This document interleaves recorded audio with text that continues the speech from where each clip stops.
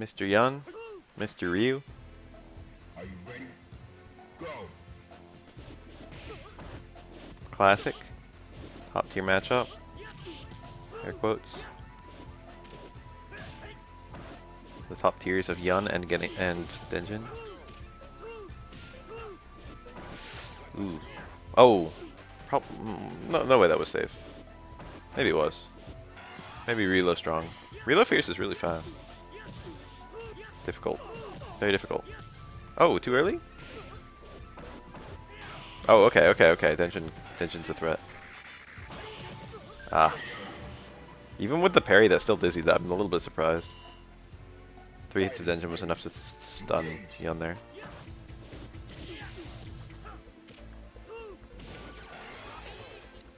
This is a bit early of an activate. He probably lost a little bit of time. Wow, just DP. Oh my god. Why did he not do a normal? It was just parry into raw EX donkey. Had to be an accident. Ooh, that was a whiff punish. Bizarre to see in a TC. It's weird that that even fell out. Hello. Well, you can go to bed if you want. Oh, he did it again. Was it not an accident? What the fuck is up with that? Why would you not have a normal there? Having the normal there makes it a little bit more range reliant, but it also makes it dramatically faster. Hi.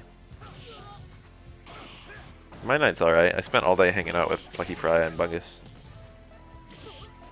It was Kino. I played a bunch of Third Strike versus, well, not a bunch, but I played some versus, Bungus. Hello. Oh, max damage starter, I think. Or maybe Palm is max damage, but corner only. Well, it's not corner only, but like it's only max damage in the corner. That was a really optimal Denjin. I mean, fuck. G'day.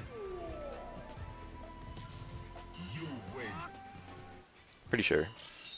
Hard to make it much better than what it was. We went mini golfing. We went to Camelot Golf Land, and it was like kind of disappointing, but alright. We had 2 rounds of mini golf, and that was fun. But then we went in to play some arcade games, and they took out the DDR machine, they took out the Third Strike machine, they took out Gauntlet Legends, they took out Silent Scope 1 and 2. They had no Time Crisis. They had a bunch of games, but they just didn't have any of the arcade games that I want to play. And it was super disappointing.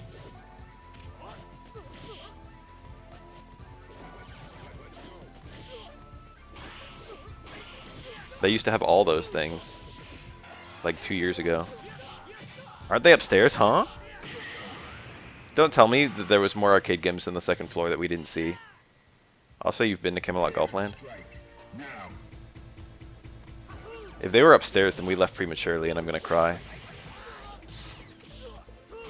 They didn't have arcade games upstairs, like when I used to go way back when.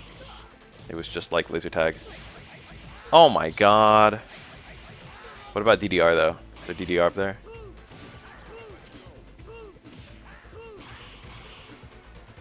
I need Time Crisis. I need Silent Scope. I need DDR. When I used to play there back in the day, the Third Strike machine, the player 2 stick was broken. So you know how much fun can you really have with 1 player Third Strike? With broken stick Third Strike. Maybe they fixed it though, I don't know. You could have parried that. Come on, Ryu.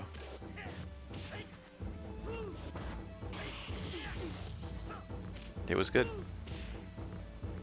You said Melty Blood? They did have a lot of new shit for the arcade games. I was like a bit surprised at how like hyper modern it was. Great reset, by the way. I think I would have blocked wrong. Plomp, it's you! It's a shame you couldn't make it.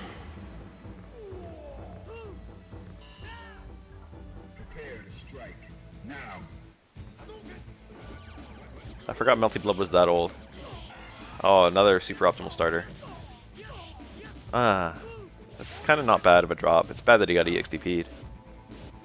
He still had some Gene time by the end of that drop. Dude, look at that field guy. Look at Wojak. I don't really have any interesting stories. We just, we met up. We explored Bray a little bit. We, went to Carbon Canyon. Not Carbon Canyon, Craig Park. We went to Craig Park. Nice parry. Very sexy. So I get 2 hits on Ryu? I didn't think it did. Oh, it doesn't. It's just a style kill. It gets 2 hits on, like, some characters, I think. Q. Then we played a bunch of Street Fighter. No, we didn't touch wieners. We talked about it. It came up. What specifically? It's like, what should we do? And then my friend Plucky was like, well, we could have a gay experience. And then I was like, we could. It's not too late to do something, you know, that we all can't look each other in the eye for the rest of our lives.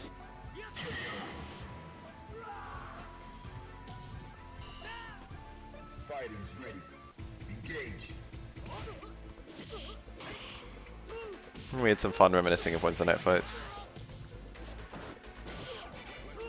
Yang versus Yang is, you know, Yang actually could have cancelled that low strong. It was confirmed from the dive kick. He didn't commit though, he didn't believe in it apparently. Ugh. That was not a punish. Yeah, chilling with the homies was pretty good today. Then we played a lot of Street Fighter. We played a little Street Fighter 3. I played Bungus like basically 10 games of Street Fighter 3. And we both played on hitboxes, which was kind of fun. And then my friend Plucky played Bungus like a bunch of matches in SF4. Probably like 40 some. And then I played a few at the end. I played Ryu and Yang, and I still held my 1 frames, and that was kind of cool. Still got him.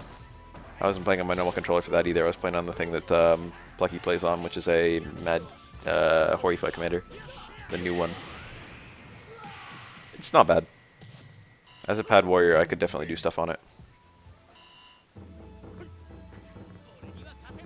Prepare to strike now.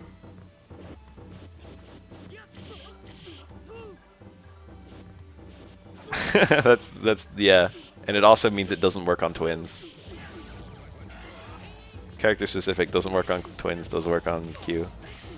I'm getting better on hitbox. I can't do third strike supers reliably, even though they're not hard. I just can't seem to hit that shit. But I was hitting a lot of my other stuff, which was nice. Super jumping was kind of weird. I mostly practiced hitbox on SF5, so going to SF3, that was something I didn't have in muscle memory immediately. But I held it down in neutral, so. I lost like a few in the beginning, and then I kind of turned it around and it got better. Bungus is not bad at third strike. And he's also got lots of experience versus Oro now. And Ibuki Oro is not too bad of a matchup. It's pretty even. If anyone has an edge, it's Oro, but it's not a strong edge.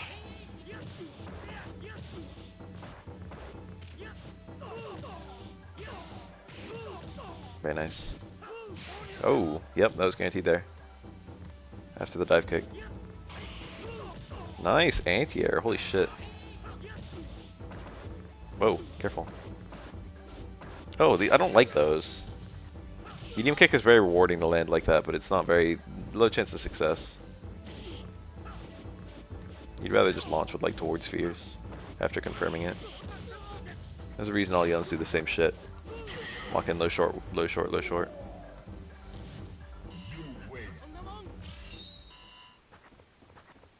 Are you ready? Because it's the best shit. Most of what Bungus does is not terribly hard.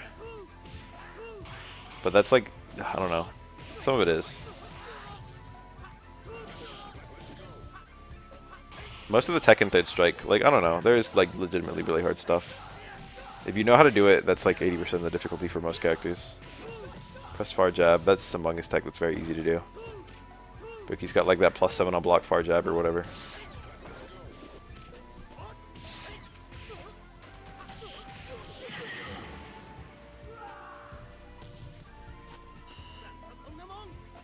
He hit me with close roundhouse 2 hits, super jump, high super, which juggles properly into the full super, believe it or not.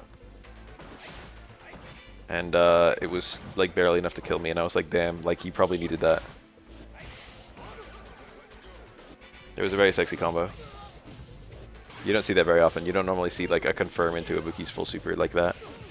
Especially a juggle into the full super. Different characters get hit by that in different ways, which is really annoying for Ibuki. That probably could have worked.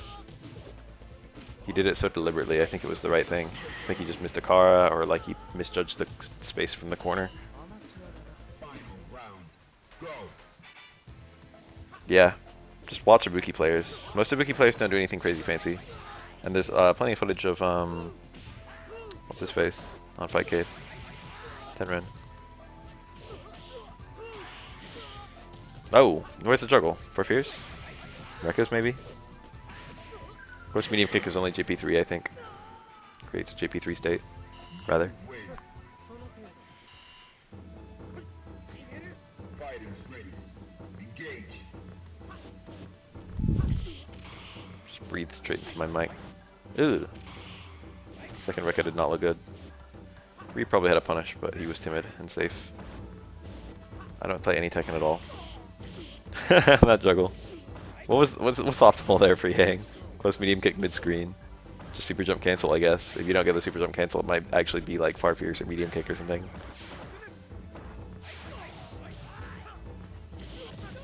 That looks super awkward, but like it's funny to think that might have been alright. That might have been like what to do. Nice little jab. I'm sad that this isn't the Ryu that does SA2 versus Yang. He's playing solid though. Sweep as a poke is hard for meterless Yang to punish. EX Rekka's is good against it, but he didn't have EX. That was a punish. Not a great one. On 5th Rekka, you've got big punish. Carve, throw. Went for back throw, I'm sure. Back throw into Denjin setup was what he wanted. Nice. Denjin Ryu is about 90% strategy, like 10% execution. No. No, Plum. Wow, what a nice punish. Well, not technically a punish because he could have not committed and then parried, but you know, what a nice reply. Urien, always fun. Are you ready? Go. Alright, it was nice having you. I should have started streaming sooner. Thanks for always being there for me, Plum. Jump strong.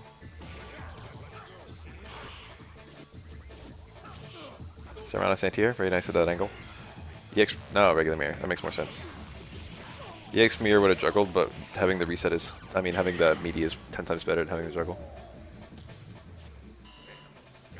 Prepare to strike. Now.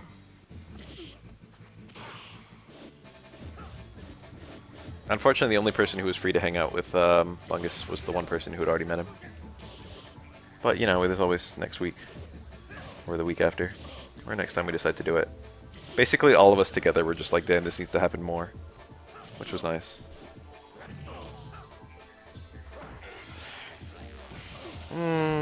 That's kind of a nice DP. Ryu lost all my... Ryu had a very low opportunity cost to attempt that. So he just took the damage of like one hit of the mirror. Very nice, very nice, very nice. 2-month streak. Look at her. Look at the hands.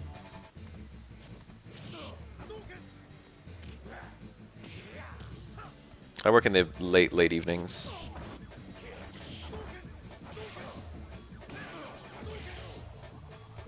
Ugh. Sexy. Might as well air parry it instead of ground parrying it. Yeah, that's alright. Oh, what the fuck? Did he want that? No way. That's bad. He had a mirror that he lost. Wow, weird hitbox. He had like another meter for another mirror, and he lost it by throwing the EX Fireball. EX Fireball from Urien just sucks, to be frank. It's really bad. That mirror was not great, but not horrible. It put Ryu into a defensive scenario. Ah! That's input priority right there. Mediums, or heavy speed mediums in this game. EX Aegis, and he got EX Fireball, that's possible. It's a bit weird, because he wasn't close enough for EX Aegis to hit. All I would have done is hit a jump. But he did do it, and Ryu did jump. It's possible that's what he wanted. You basically never want EX Fireball as Urien.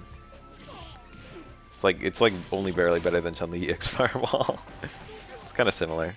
It's actually 2 hits, unlike Chun-Li's, which is 1. But Urien doesn't really have a good way to pressure you while making you block something. That's pretty sexy.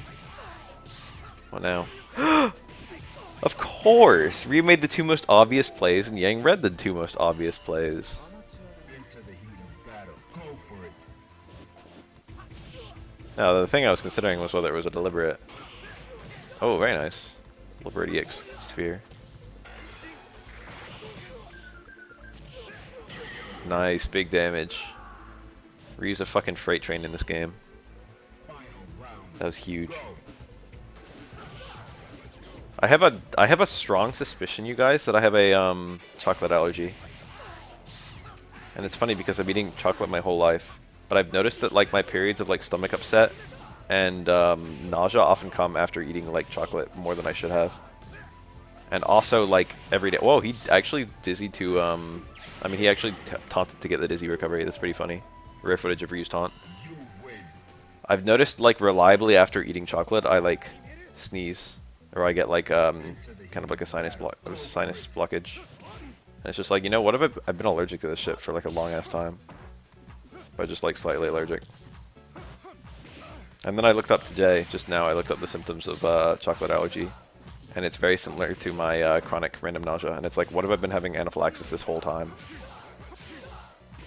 And it could be anaphylaxis, because I get like stomach cramping. I get difficulty breathing, labored breath. I get a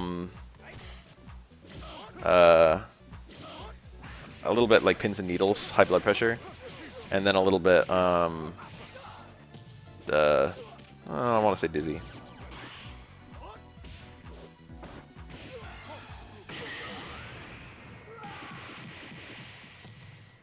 And it's very I get nausea and it's very severe, and it just lasts for like 45 minutes. And then it goes away. And I'm just like, shit. Anyway, it happened to me several times recently after eating a bunch of Halloween candy. And it normally happens like once every never. And it's like, how has my diet changed? And now I'm like, I might have figured this shit out. It's been hounding me for a while. Did he try to parry or did he just misinterpret how many hits the Tatsu would get? Because the Tatsu can get 2 hits in that context. And your punish timing's different depending on, you know, how it connects. This isn't going to kill, but it's going to be close. Not my kill. It might have killed with super. Super doesn't hit fully in that context, maybe. But I feel like he didn't need a fully hit super to do that little health. Favorite candy? Maybe Sour Skittles. I don't get them very much anymore. In fact, I haven't had them in years. But man, they're nice. I don't usually buy candy anymore. It's usually ice cream. I used to be a kind of candy person. Now I'm kind of an ice cream person. I like ice cream sandwiches. I especially like Neapolitan ice cream sandwiches, but I'll also take Chipwiches. And I also like those, you know, chocolate, cookie, vanilla, ice cream, basic bitch ice cream sandwiches. It's a bit strong to call the edges of an ice cream sandwich a cookie, but you know, it's probably more of a cookie than anything else. He probably parried pre-freeze, but if he didn't, that was godlike. But even if he did, that was godlike because it was a nice read. People do that so much now. I used to always comment on it when it happened, but now it just doesn't even faze me anymore. It's very cool.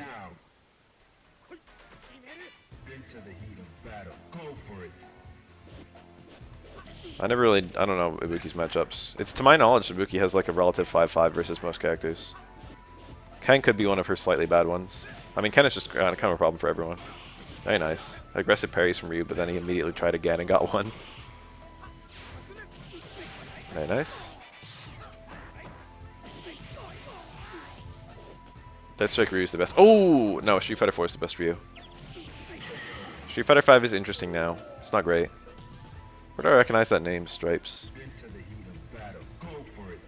3 Stripes 3. I feel like I've seen that somewhere. Where have I seen that? And it's gonna turn out you're a famous fucking porn artist who only draws amputee porn, and I'm gonna be like, oops.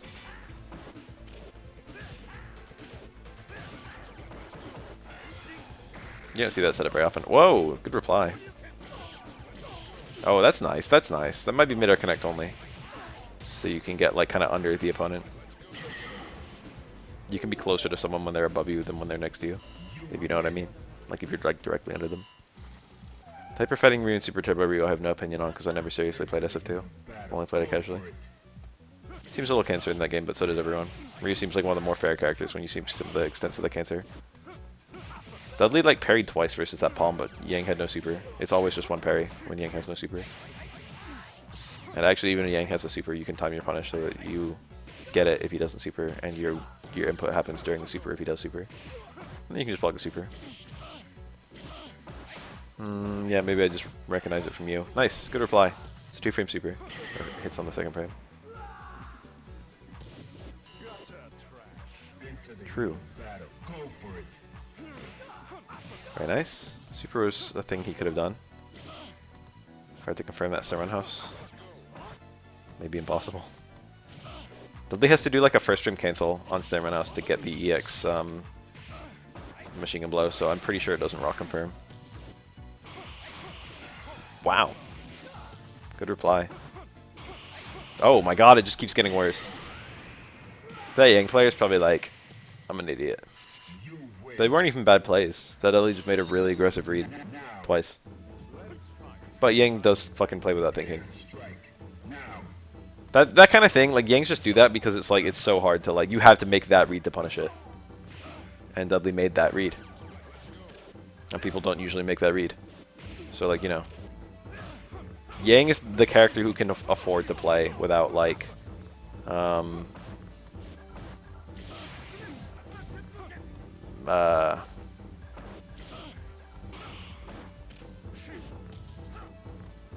I don't want to say brainlessly. How do I put this? Because it's not brainlessly. Play without fear. His strat is very solid. Hard to punish. Very safe.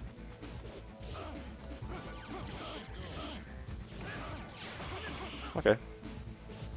Dudley went for like high parry, low parry. But his timing was kind of funky. Ryu had to walk a little bit and then do the low in order for it to actually hit. And what's funny is Dudley timed his parry like that, but Ryu hit the button early and he was too far away because he didn't walk, so it didn't hit. So it's like Dudley had the right read, but Ryu did it wrong.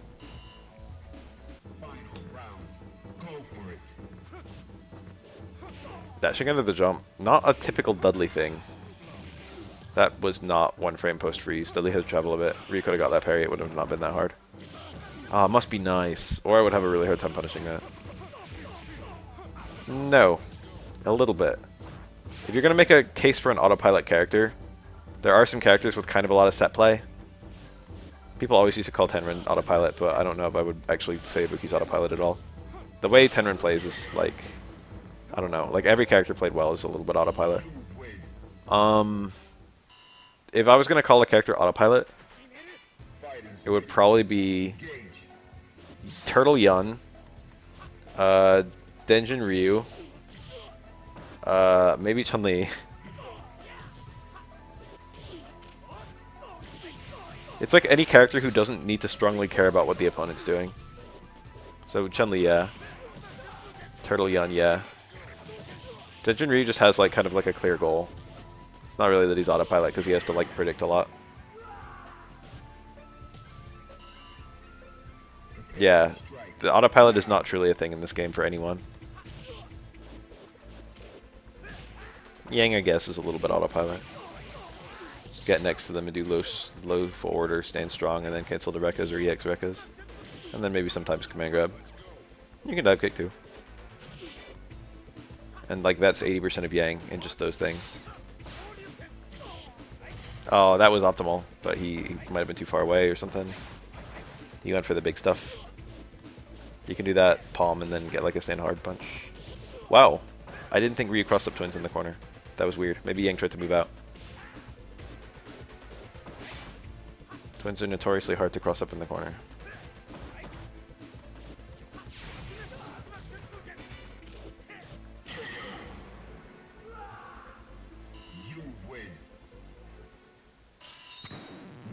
Name a character and I will tell you if Aura crosses them up in the corner. Into the heat of battle. Go for it.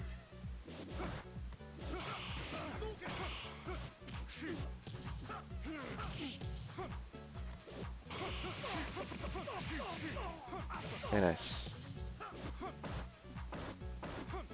Oh, the short swing blow cancel.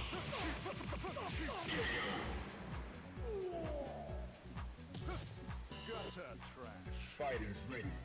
Engage. Just a throw though. He probably parried twice midair. He's expecting some cancel into Hadoken or DP or something.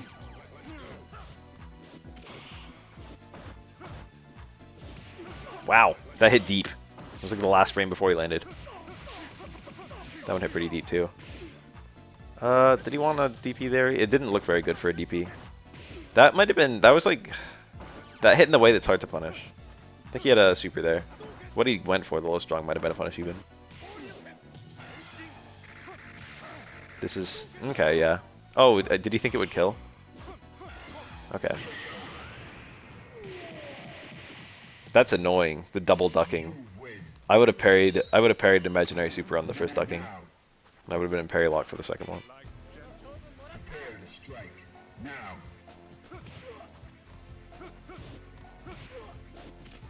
Yeah, I get that for characters. That's literally everyone in Juri.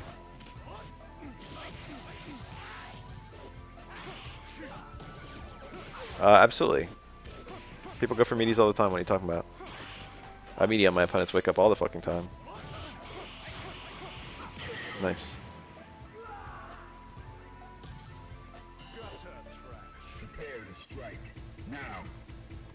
It depends on health and stuff. As a rule of thumb, it depends on the character you're fighting and the character you are. Like, for example, if you're fighting an SA2 Oro, you should probably never get close strong. So don't do anything where the Oro could potentially, if he makes the right read, close strong you.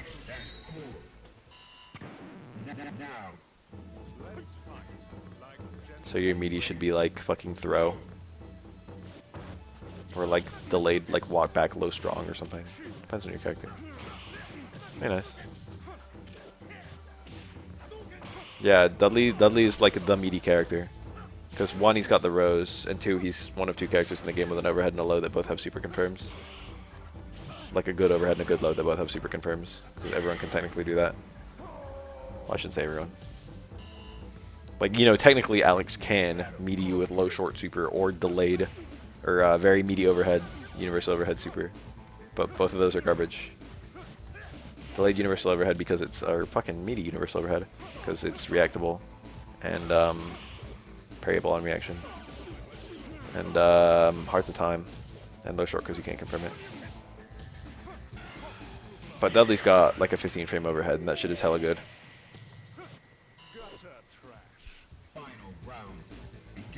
It's not even a free parry either because he can just TC and that doesn't make it, you know, there's replies you can do that'll get a punish on a TC or no TC overhead, but it's tricky. It adds a little dimension of trickiness.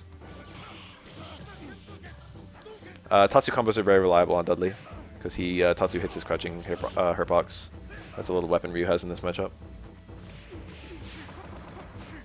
Low forward Tatsu kills, yeah.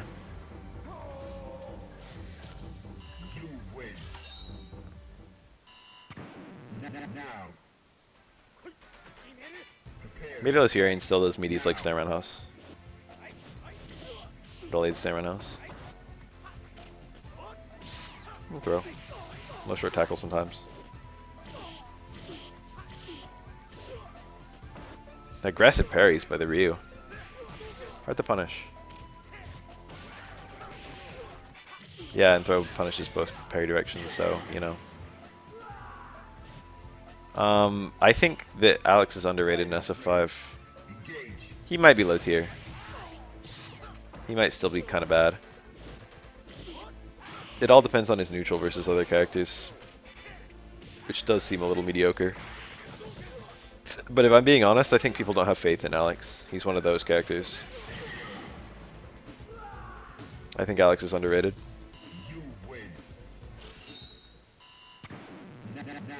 There are a lot of characters that are much better than you would think, but like no one's trying to go pro with them because no one thinks that they have potential to like be pro level characters.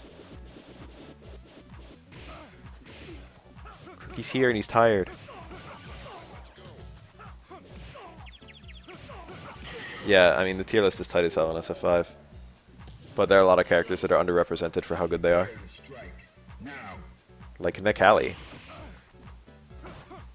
We all know Nakali's decent. No one's playing him. Name a Nakali player. Phenom? Does Phenom play Nakali still? Very nice.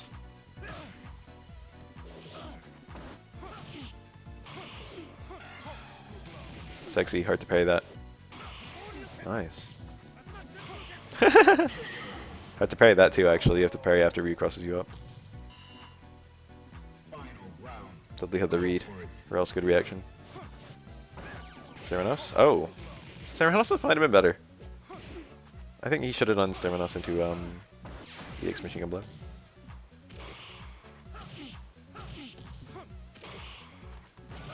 Are there other characters? Wow, the freeze parry. There's other characters where they might be overinflated for their tier. Oh, awkward. Nice punish. There's a slight annoying thing with Dudley's cross counter that all the versions look the same, and the punish timing is different. Because, you know, the parry window lasts longer for the heavy one. So you either have to react to his arms going back up and still get the punish, which is a little difficult. Or you have to do something that doesn't get cross countered, which is fairly easy for most characters, the forward something. Or I was very lucky in that his launcher does not activate cross counter, because it hits him below the waist for the first hit. It's not a low, it's just, you know, cross counter has like a certain hitbox. Activate the cross counter.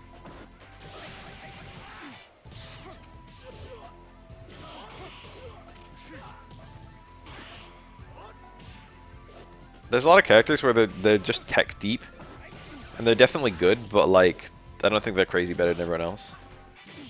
Maybe like Cammy, maybe like Rashid. Difficult to live there. I don't think it was a punish, it might have been.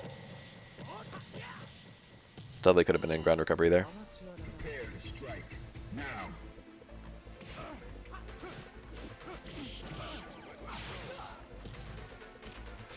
Cammy's very reliable, I feel,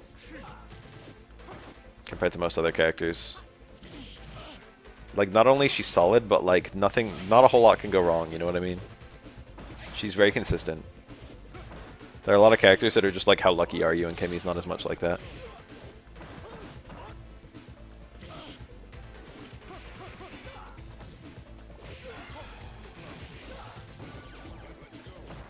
Lost the big damage hit, that's a shame. The fucking slipping jab. Looked really weird.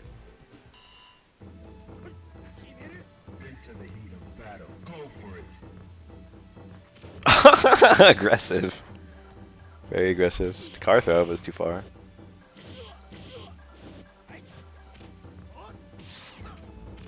I think faith in Colleen seems to be quite high.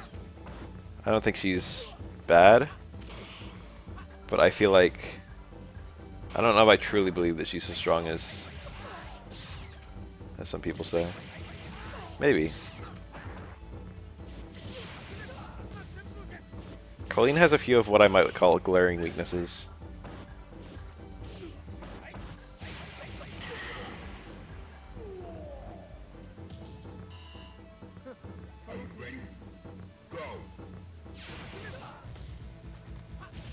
Her VT2 is good. She has V-shift now. That's kind of big. Having to rely on parry kind of sucked. Parry was bad. Oh, was that supposed to be into Denjin? Or did he just want the Hadouken by itself? It was super awkward looking. It's probably unsafe on hit.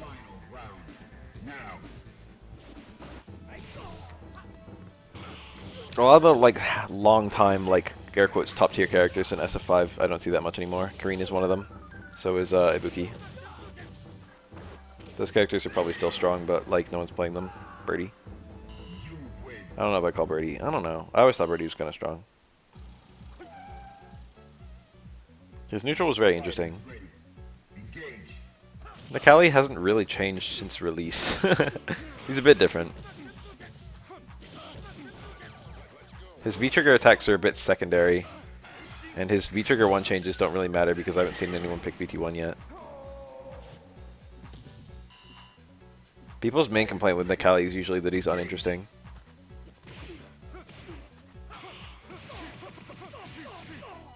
Maybe.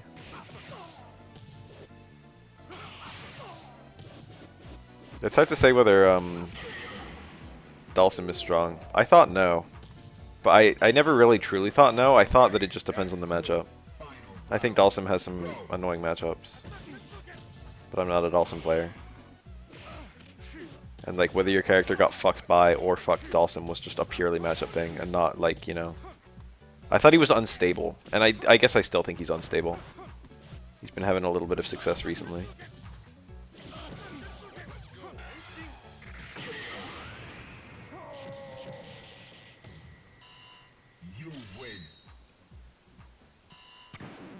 Now.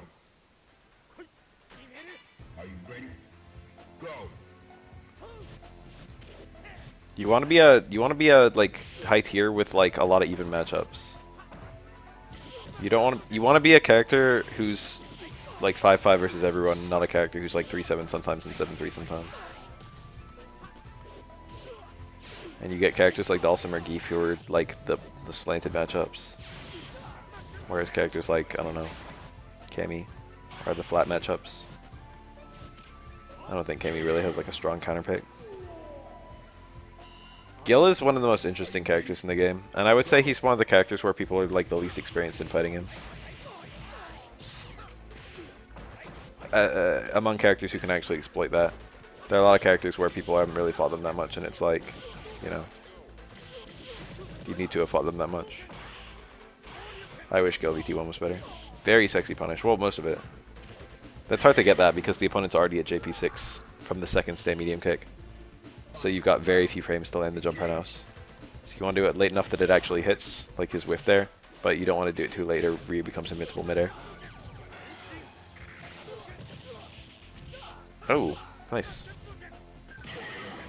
You got the little juggle. When you hit someone with an air to air normal and they get dizzy, it counts as a launcher. And that launcher is JP3 for most air normals. So Ryu had a juggle. Ryu's jump strong is JP3 for both hits, unfortunately. So it instantly puts the opponent at JP6 and you have like no juggle.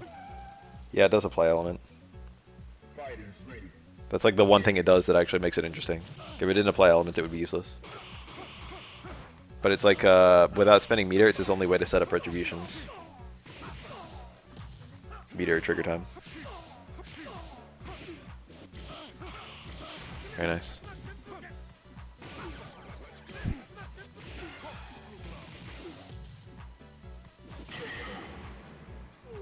Yeah, everyone says that. Counter hit heavy supplied element, that'd be cool. It would be very strong, I think. Like, you would probably just have like a sequence that would just be crazy. Does he have a heavy link? I can't think of one. On counter hit, he does, right? Can't you do like back roundhouse into like low fierce or something? Or like stand fierce, low fierce? He might just have a sequence that would like inflict an element then immediately get a retribution. Sakura has what I believe to be a good matchup versus Blanca, although I'm not sure it's that good anymore. It used to be better than it was, or than it is now. Back when I could punish EX ball, but now I can't.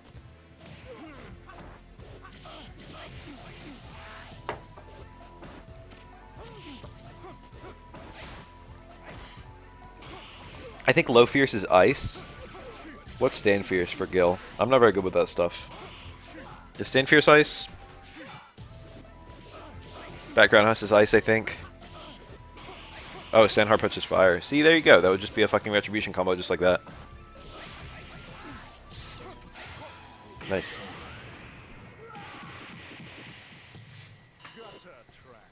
That'd be crazy if he could just get like with no element on, he could just get stand fierce, crouch fierce, and just get a retribution.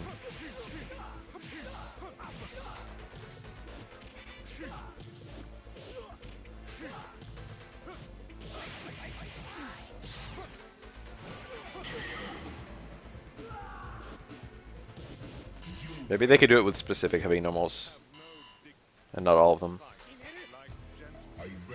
Maybe they could just not do it like they already aren't.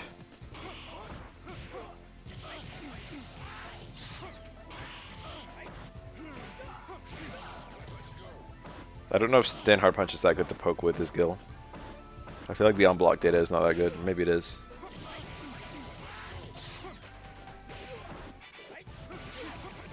You think it'd be pretty good if you could link out of it on hit. Safe? Okay, never mind.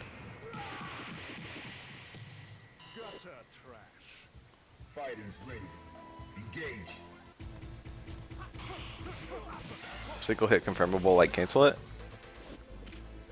I don't remember what the frame data is to link out of it. Can he like do fucking low short or something?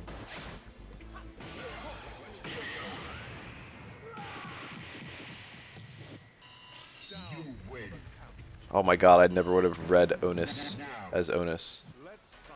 Onus. Are you ready? Go. I don't know. Did not make that connection.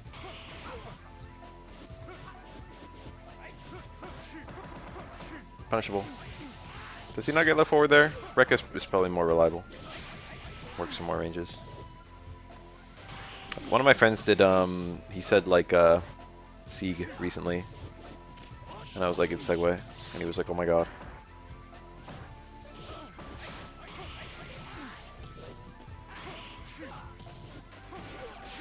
Whoa. He went for like an SF4 link.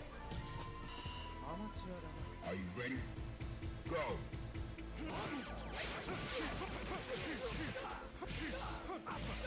It's very possible, in fact likely, that there's going to be a tiny balance patch after the air quotes final balance patch to address any issues that may exist with Mr. Luke.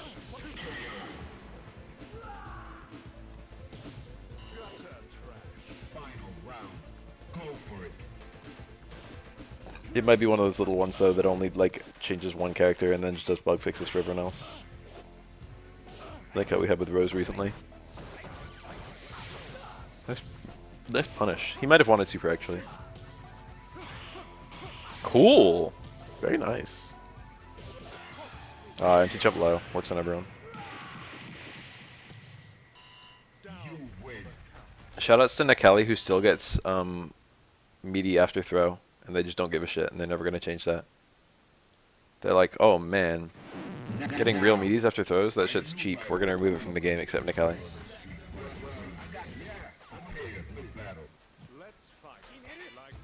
Into the heat of battle. Go for it. Yeah, I kind of like being able to choose with 11. I don't know. What's this being played on? It's being played on arcades in Japan. It's archived footage. We're just all spectating it. Into the heat of battle. Go for it. Don't tell the Cap Cops.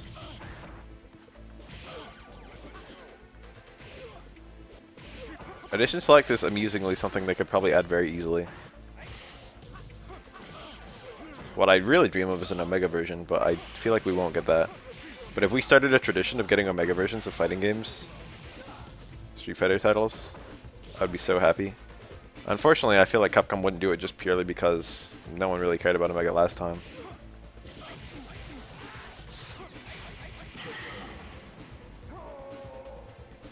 And also they have fewer taunts to pull shit from. But you don't even need new animations. You can just change the properties of existing moves and get something interesting. Such as the way they did a Mysterious mod. That Omega video of mine. You mean all of them? You mean the, like, 30-some fucking tournaments we had? It wasn't that many, was it? You just watched the Dan one? Don't tell me you just watched the Dan one. You win. Are you ready? Go. Ah yes, the super one. Right? The supers, no supers, fucking big damage combo video.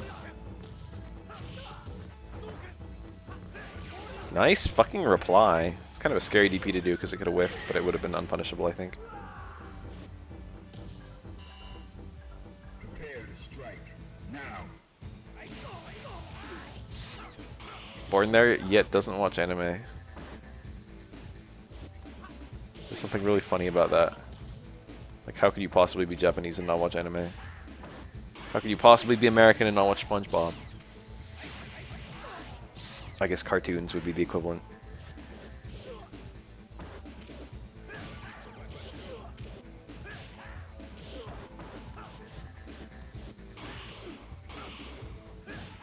They have like live action there too, you know. You win.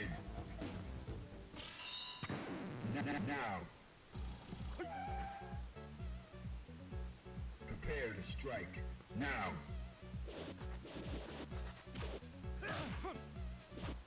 What happened in the video? You clearly remember it. since it was eye-opening. Was it a combo video? It was a combo video, it was that recent one. Mega and Super? Huh? Super Street Fighter 4?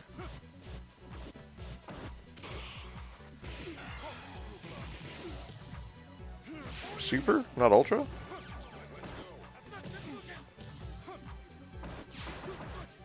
Meat space is my favorite word.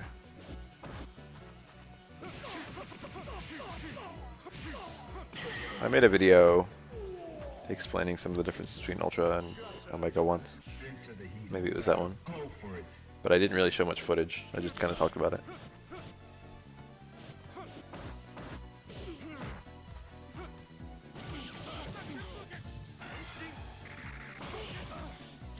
But do you think, I don't know if we made a video on that.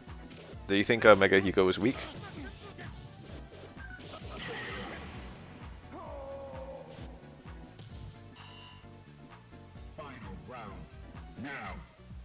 Omega Hugo is a very strange experiment in grapplers, if you don't know about him. No, he's like more of a grappler. Omega Hugo, the gimmick is that his damage with command grab is the same as his damage with hit, which is like never been done before.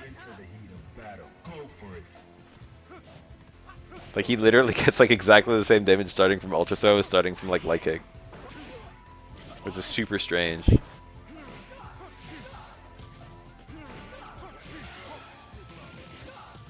So the risk, his risk reward is nothing like other grapplers.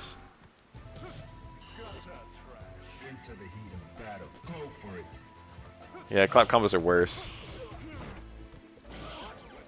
I wouldn't call them necessary for Hugo's fucking whatever though.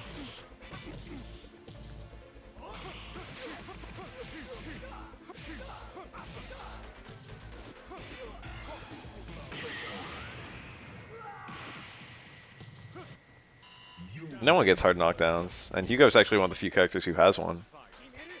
You go towards Fierce on an airborne opponent, which you can do after Ultra Throw, is a hard knockdown.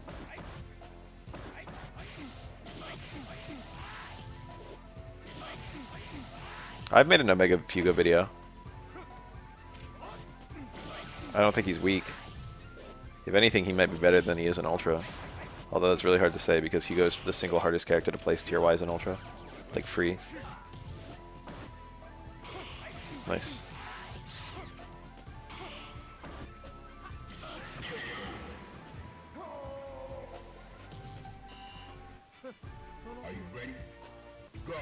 I mean, it's very possible that Omega Hugo is weak. I don't know. I don't know if anyone has the authority to say. It's very complex. Like, I'm an SF4 veteran, and I'm a little bit of an Omega veteran at this point, and it's very difficult for me to say how Omega Hugo fares compared to the rest of the Omega cast.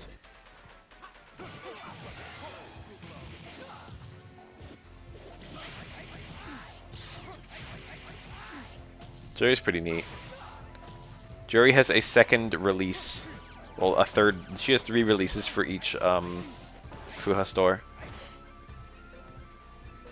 So she's got like a launcher if you do back plus release, and that's the same for all versions, I think. And then if you release on neutral, you get the fireballs with the 3 different angles. And if you release while holding forward, you get 3 different like double kick special moves.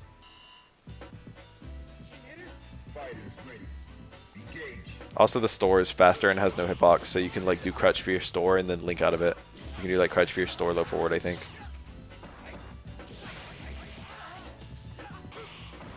And you can use the down diagonals to get the different releases, so you can do down forward. So crouch for your store and then low medium kick while holding down forward, release hard kick, and you get like a little combo. It's very cool. Juri's very cool in Omega. Hi.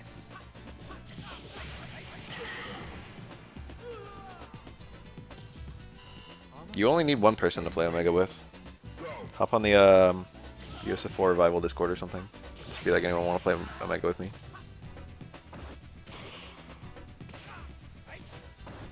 and then type please, and draw a cat, or fucking post a picture of a cat with big eyes. You win. Alright, that's cool.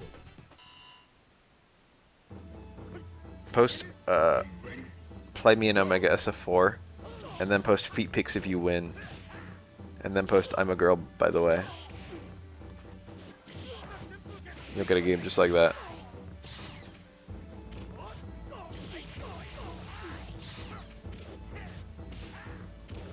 That giant Omega Google Doc is one of the best things I've ever had the pleasure of contributing to the FGC.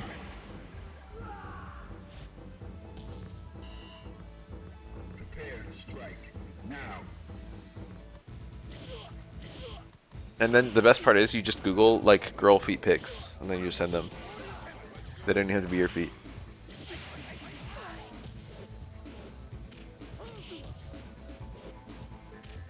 Any 3S character would have parry and therefore would instantly beat any character who's not from 3S because parry is OP. And it's only balanced if everyone has them, and it's not even that balanced then. Well, it is.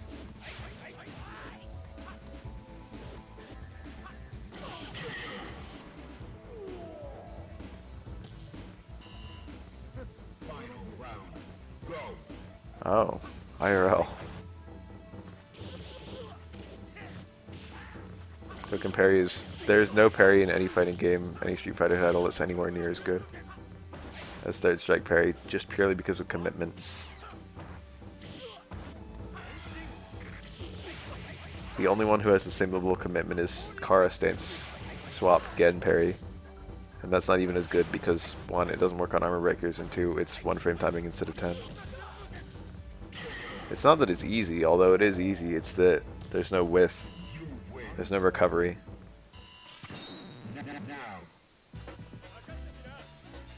CBS2 Just Defend is better and worse. Worse because you don't get the same degree of plus frames, but better because it doesn't have the same level of commitment. Parry's got almost no commitment, but you do have to hit forward. Whereas Just Defend, you don't even have to do that. A parry that you miss time, you get hit. A Just Defend that you miss time, you might get hit, but you also might defend.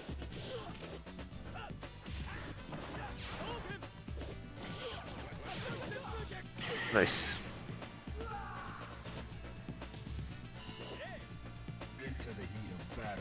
I fucked around with Gara a bit. Not a lot though. There's no character for me. The characters that I kind of like are all garbage. I like Kushnud Butts. And I like Rock. And I like Freeman.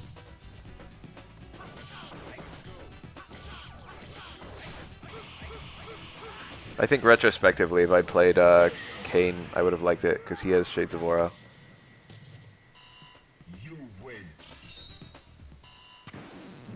I never played Kane back when I tried the game, but like when I watch high level Kane play, it's like, you know, I would have had a good time if I played this guy.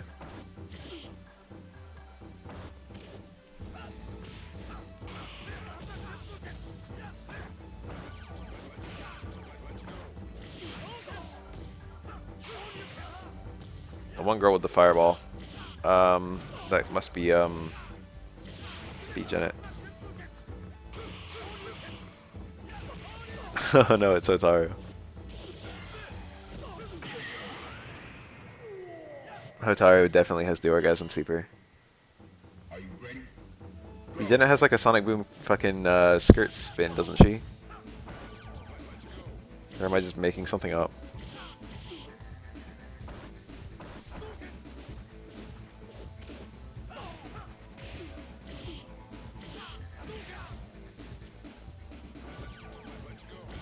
Oh, nice. I was like far enough away he might have whiff canceled. Oh my god.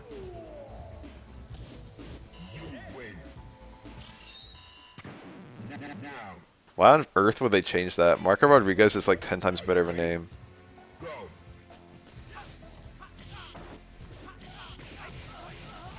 That did not combo.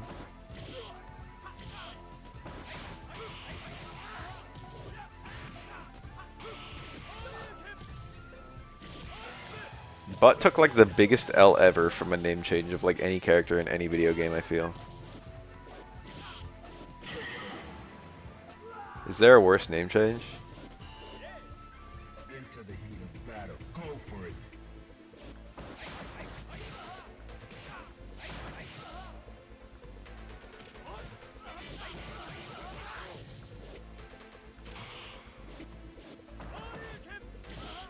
I don't know who the fuck STD is. Sounds like a that sounds like an H game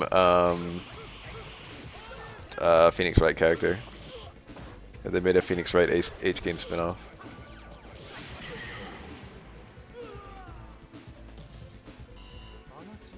Final round. Go.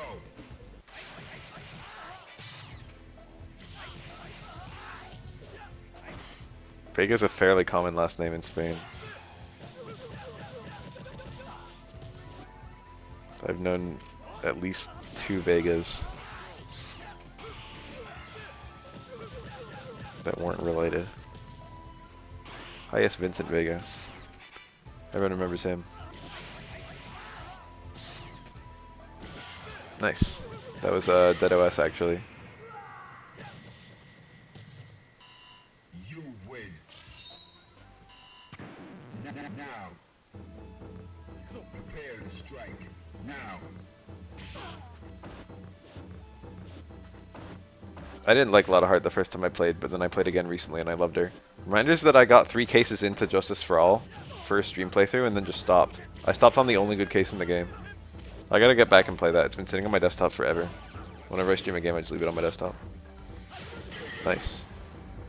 Until I finish it, as a little reminder to like, go back to it. Prepare to strike. Now. Investigations 1 is a game I like.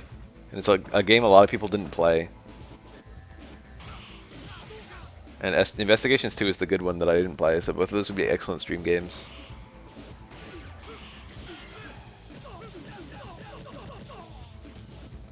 I should be making some fighting game content. I'm surprised no one's pointed out it's been a little while since I've done good fighting game content. That's why we're here right now, recording some Third Strike. You win. I like the characters in Investigations 1. Into the heat of I didn't like. I had mixed feelings on the cases. I had a big crush on Kimmy. Kimmy Meal. Was that her name? Like Chamomile. I was like, wow, I want to fuck this girl.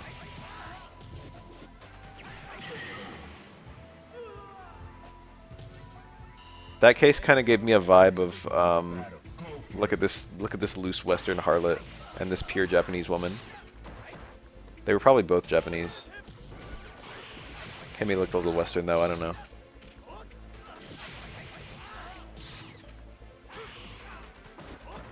That looks so weird the way it hit. Yang players are nasty. you win. I liked the Yatagras or whatever they were called in Investigations 1. Engage. I liked all that stuff.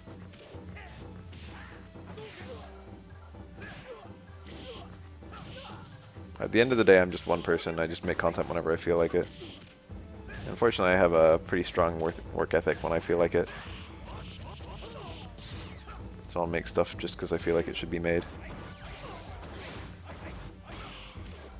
Yeah, it wouldn't be 2i Ibuki. And I already did 2i Sean, actually. So you can't even rag on me for fucking not doing that one, because I literally did it. There's only like 7 episodes of Bad Balance, or 6. Come on. Anyway, it would be New Generation Ibuki, because I found out she's 10 times more stupid than 2i Ibuki.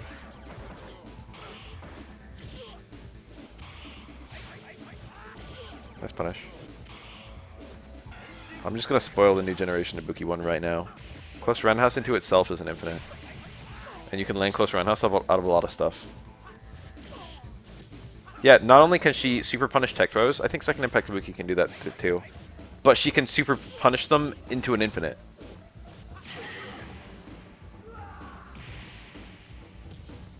You win. Like, oops, you tech Ibuki's throw. Engage. Now you're dead.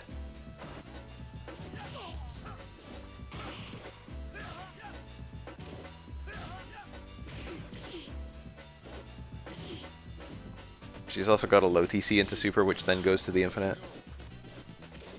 She can link into the infinite from various normals.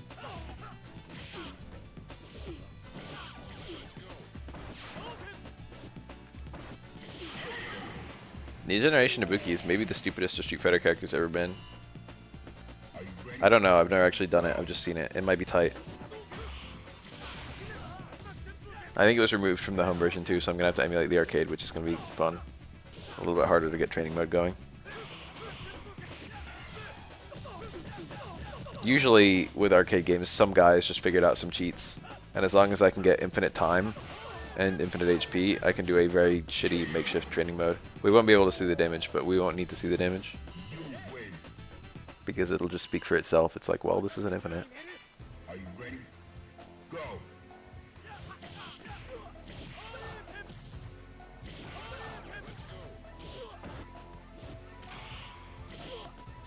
For the record, it's really not that hard to just not use tools versus SA3 Ken.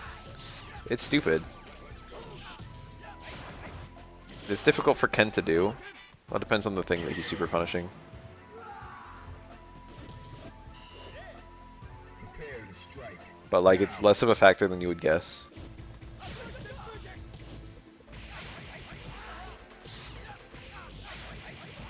The ones where it's really difficult for Ken to do it are the ones where people actually push the issue. It's like, yeah, I'll live forward and not cancel it versus Ken. He's not going to Shibu punish this. It's hard. And then the good Kens are the ones who can still Shibu punish it reliably.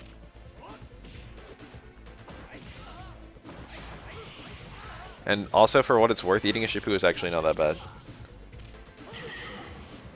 The problem with Ken is that his meaties are tricky.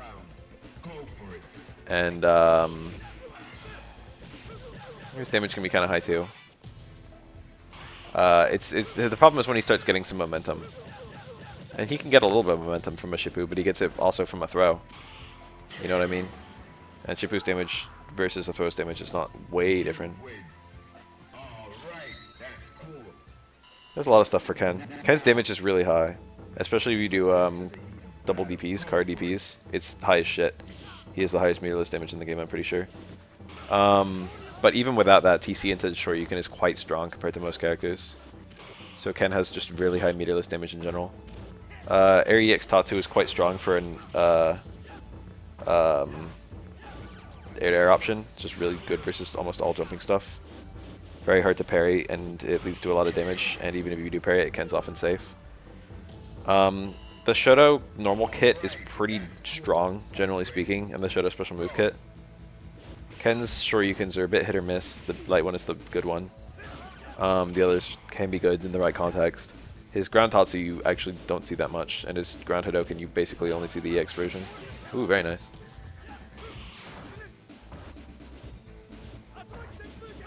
You can just eyeball the super jump cross up with experience.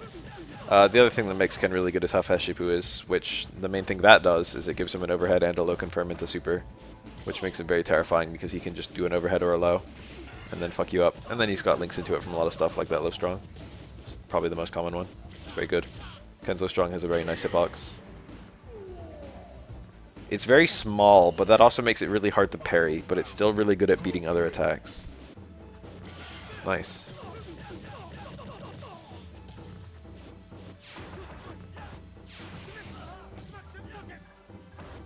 Yeah, he gets an overhead link. Back medium kick on crouching opponents and towards roundhouse on crouching opponents. Both lead to Shipu. And they're both reactable. Far Strong SA3 is good, but Far Strong is not that great of a normal versus certain characters. It's actually a pretty easy link, I think. Far Strong like has a lot of frames. It's like +7 or something, and then Shipu's like 3 frame. Ooh, very nice. He went for a car DP, but it's hard. That's why he did like low forward there as a failed car. I did not know that. That's kind of grimy. That's not a huge deal.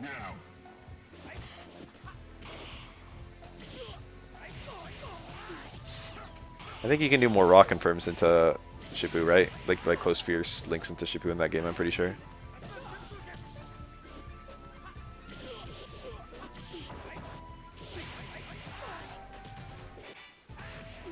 Very nice.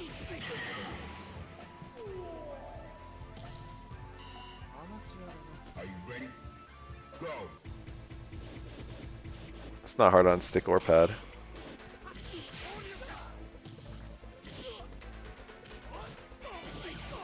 The Shippy Link is actually quite easy as long as you know what you're doing. Reacting in time can be a bit of an issue, especially if you're going from like low strong or something where there's not much time to see it. Back medium kick is usually easy unless you're fighting one of the characters where it only hits once, and then it's hard but doable.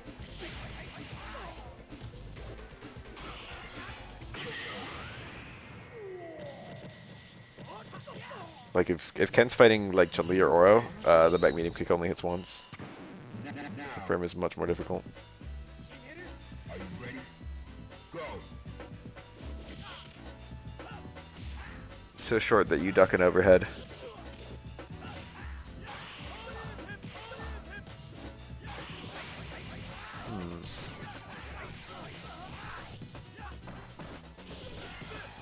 I think I casually recorded a video the other day. Not the other day, I don't know why I said the other day. Like one of my recent ones. Oh, it's the one where I was doing trials. And I was playing on Hitbox. And I think I said it in the video. I was like, yeah, I'm playing on Hitbox right now. But I had Hitbox plugged in, so I just did it on Hitbox. Yeah, even in the corner you need the car on twins.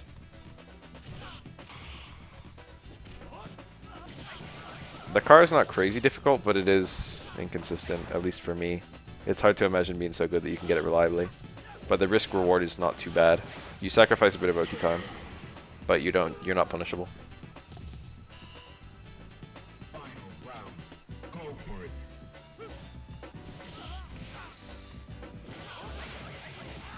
A lot of dizzy, next DX Rekka kills.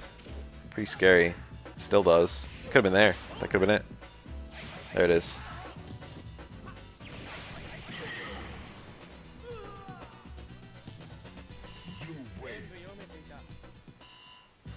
It's not even a PS2 pad, and it's just what I'm used to. Hitbox is like the best, unless maybe if you play a 360 grappler, and then it's not the best at all.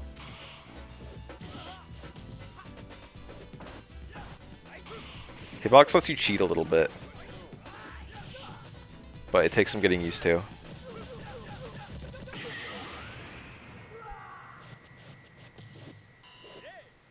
Prepare to strike now.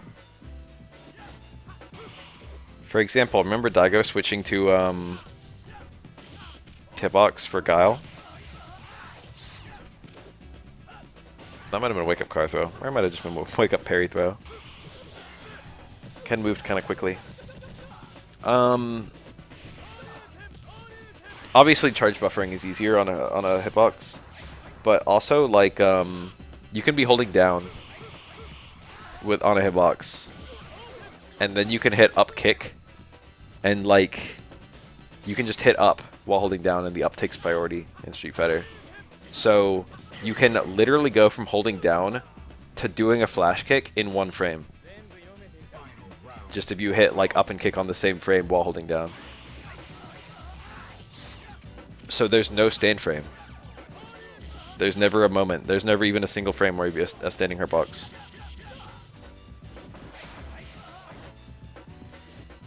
You can't do that on stick. Like there's just going to be one frame where you're neutral.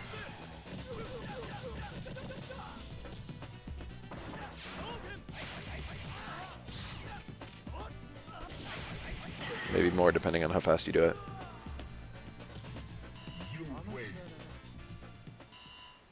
Hitbox is the way.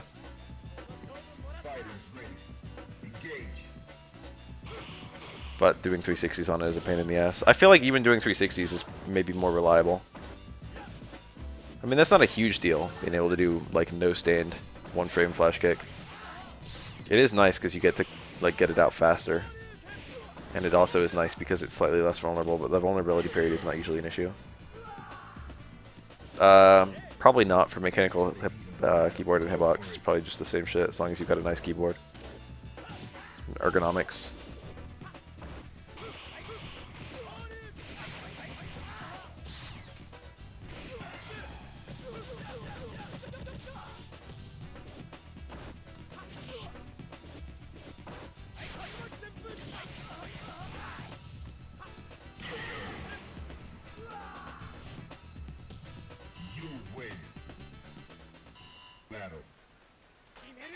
Fighters ready. Engage. I played at events with someone who played on a keyboard before. It was Nick Tanella, and he switched to Hitbox, I'm pretty sure. Anyone remember him? I was like wondering what that guy's up to, and I tried to find his Twitter, but he's purged. He like deleted his Twitter. And he just hasn't done anything related to Street Fighter in fucking forever. From what I can tell. Guy just left the scene. Made an exit. It's a shame, he was cool. Maybe he hated SF5. Remember Metal Music Man? He was someone I remember, and he hated SF5. One of my friends doesn't like SF5 and like kind of poisoned the well with every other one of my friends. Like all of them were like, what's the point of playing SF5? It's a shitty game. And it's just like, you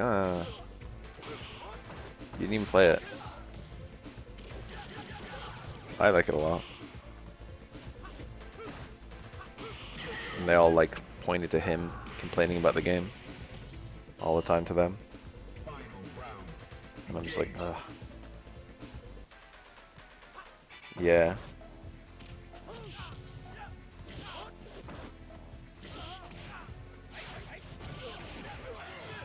It did have a bad launch. I feel like a lot of the things he complained about, though, not to like pick on him, but I feel like a lot of things he complained about, like if he was better, they would have been non-issues.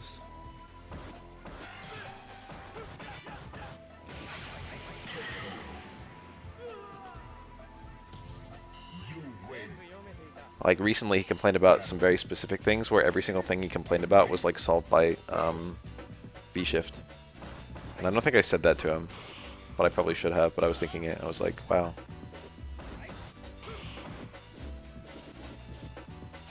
There's this new mechanic that might fix everything you dislike about the game. I used to say that. It's still true, but, you know. I used to say that by the complaint you could tell when people quit SF5. Because there are a lot of things people would say that are not really seen as issues anymore.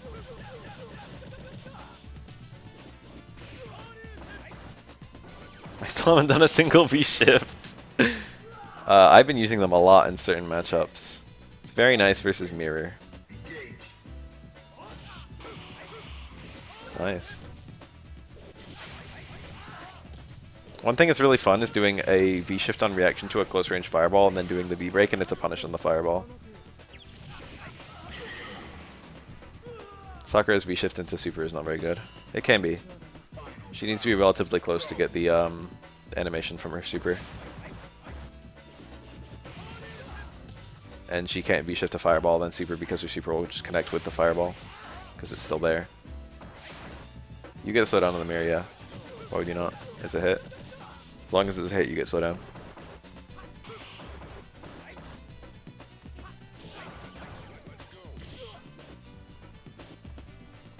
Seth's super seems like it would be really good with V-shift because it's got like that giant hitbox. And it's very fast. It's like V-shift to medium normal.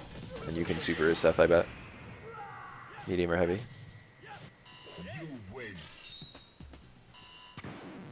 Now for battle. Are you ready? Go. My friend never really played around with the cast in SF5, and that always made me really sad because there are a lot of characters I feel like he would have liked that he never even tried.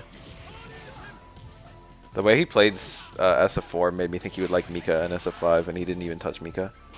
And he like scoffed at the idea of playing her. I'm like, bruh, like literally she just mixes you. Don't you like mixing? She has like the purest up-close 50-50 of any character in the game. If Mika's next to you, you're just fucked.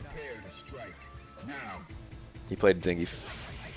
Well, Cody, but then I feel like he played Cody like to learn, but it was just kind of like the character he got best with early on, and not a character he like clicked with in terms of kit.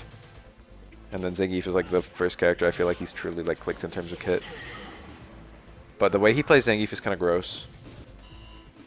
Hope he never sees this archive. Go for it. He looks like a lot like I mean, he does like some normal Zangief stuff, like low short. Or low jab, staying short. I don't think he does low short that much, but he does low jab, staying short a lot.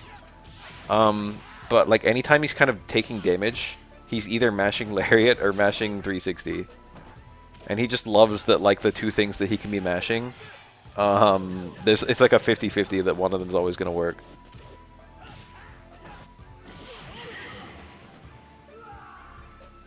He plays him in a very brain dead way, I feel. It's just exploiting the system of the game. Are you ready? Go.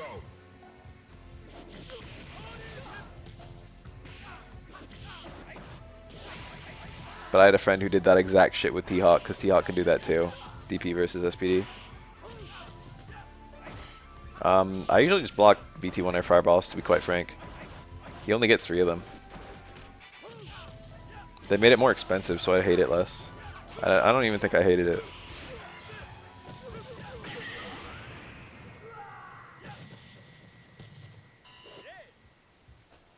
But I always tried to anti-air it, and then I always lost back in the day. And now I just respect it. And it's way worse if you respect it. Way worse for Akuma. If you try and like anti-air jumps and then eat fireball, that's like great for Akuma. You win. Now, battle.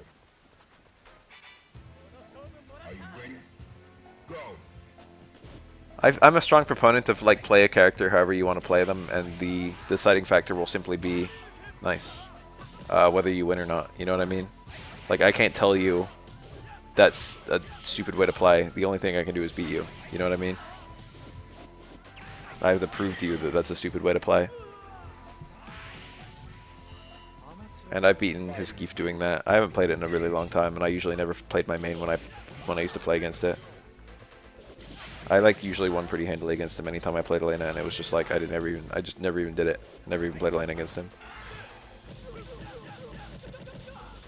But a little bit when I watch him play like that, I'm just like, this is a crutch.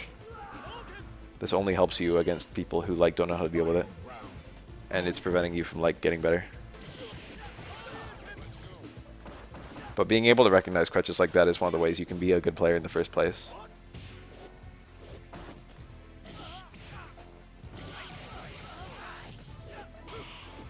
Very nice. Oh, that juggle would have either stunned or almost stunned. Sorry, he still got the dizzy.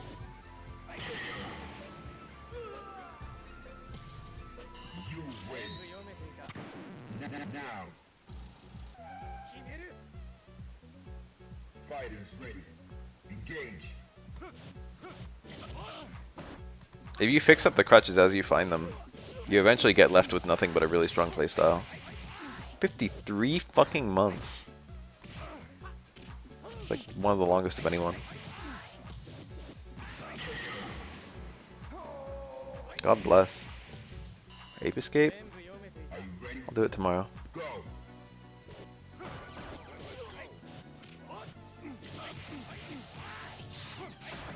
I definitely have crutches. I fixed some of them.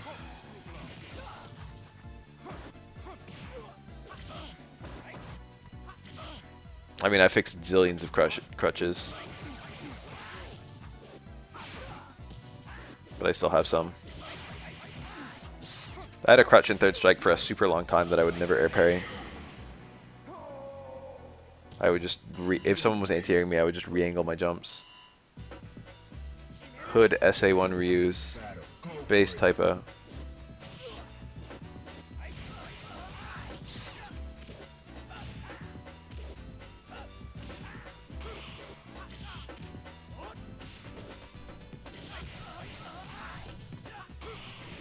Very nice parry. Hard to do that.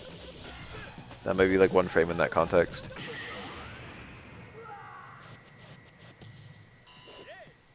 Are you ready? Go.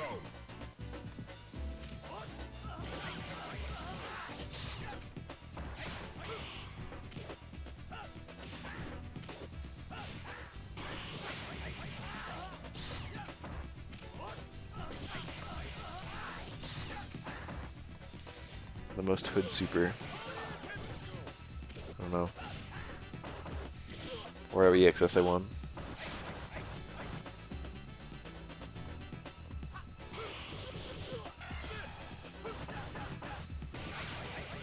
That's funny, I can play third strike for an extended period of time more easily than most fighting games. I don't know. It's because I'm often up at this time of day. I woke up kind of early today to hang out with Bungus. And by kind of early, I mean noon. I slept a really long time last night, though, because I took sleeping pills. Which I don't do very often, but I want to be asleep sooner so that I can be awake sooner, so that I can be free for Bungus sooner. Noon is early for me, sad to say. Because I work at 6 p.m. at the earliest every day. I don't know, I didn't even look at the combo, I was reading the chat. We'll never know. Play Tatsu. Universal Overrun to DP for Ken is real if it's meaty. I don't think he can do it on like extra short people, but he might be able to. Like maybe that's a natural combo on Chun-Li, but it's a natural combo on everyone if it's meaty. Or spaced. No, I don't even think spaced, because I think the DP just whiffs if it's spaced. So it's just gotta be meaty. Nice red, by the way.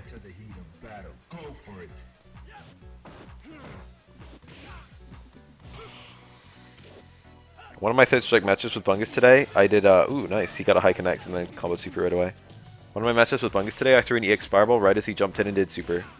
And he mashed out the super, but the fireball just slowly chased him up and then hit him, and he died to the fucking, he died to the fireball. I was pretty low HP too, so like, if the super got the full connect, it might have killed me. I don't think so. I think I wasn't that close to death, but I was kind of low. But like after he did the super, he was already dead, because whether he mashed or not, that EX fireball was gonna hit him. He was gonna land into it. No, the little slow yellow one that tracks. Regular EX fireball. Pretty sure Ibuki SA1 basically instantly cancels the booger.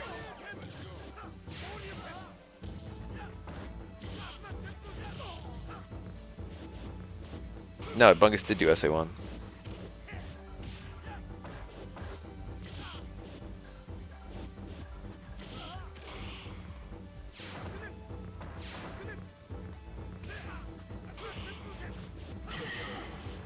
So he jumped in, he did SA1, and I threw the straight fireball because I threw it before he jumped. Straight EX fireball.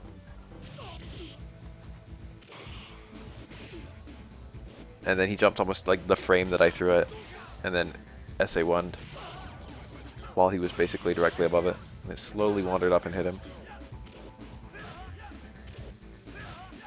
Little moments like that make third strike soulful.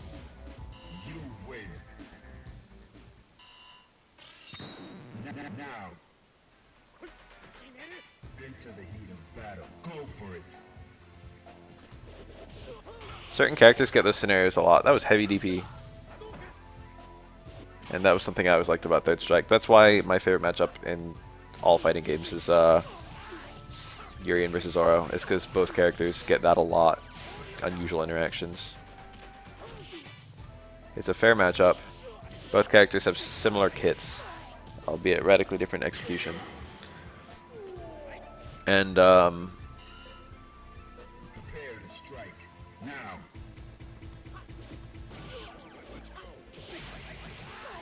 both characters have just kits that weird shit can happen. Any advice for not focusing on losing streaks? You're not playing to win. You're playing to get better. Every fucking time you lose to anything, your game plan should be, why did that thing work against me, and how do I make it not work against me next time? And I don't want you to say, like, oh, like, I just was unlucky because Mika threw me. Because the question isn't, do I guess right on Wake Up versus Mika? The question is, why was Mika next to me, and how did she get next to me? The question isn't guess right on mix-up, the question is avoid mix-ups. Avoid getting mixed. Because that's something you can do. But, like, losing is nothing. You could lose 100 times, and as long as you're a better player than before you played, you did better than a guy who won 100 times. When I played Issei in that match where I lost 40-1, I was definitely better at the matchup by the end of it. And even though I lost 40-1, I benefited from that set massively.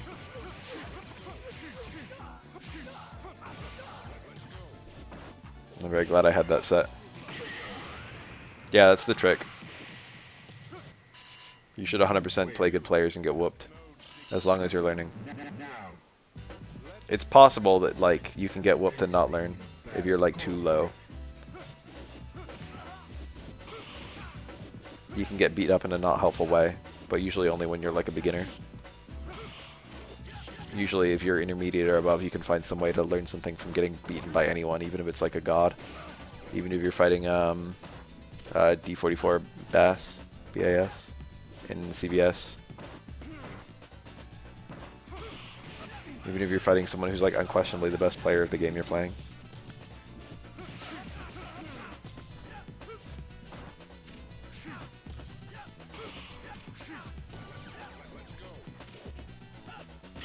I don't really space out mid-game, so I don't have any advice on that. Fighters ready.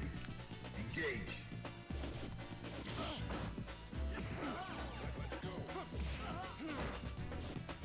If you're getting absolutely stomped, it's hard to practice some things, like reliability of combos. But it'll teach you other things in its stead, like avoiding punishes and stuff.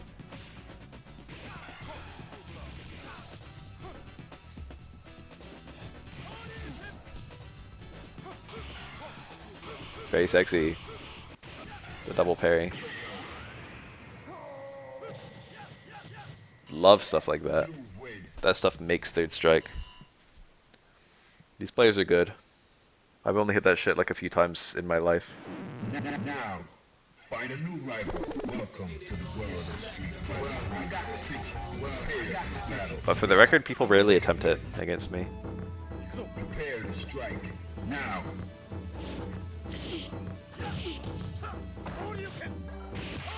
Commitment. Pretty aggressive. To just wake up hard DP as Ryu. Early game. This one's louder, I don't like it. I forgot to turn the other ones down.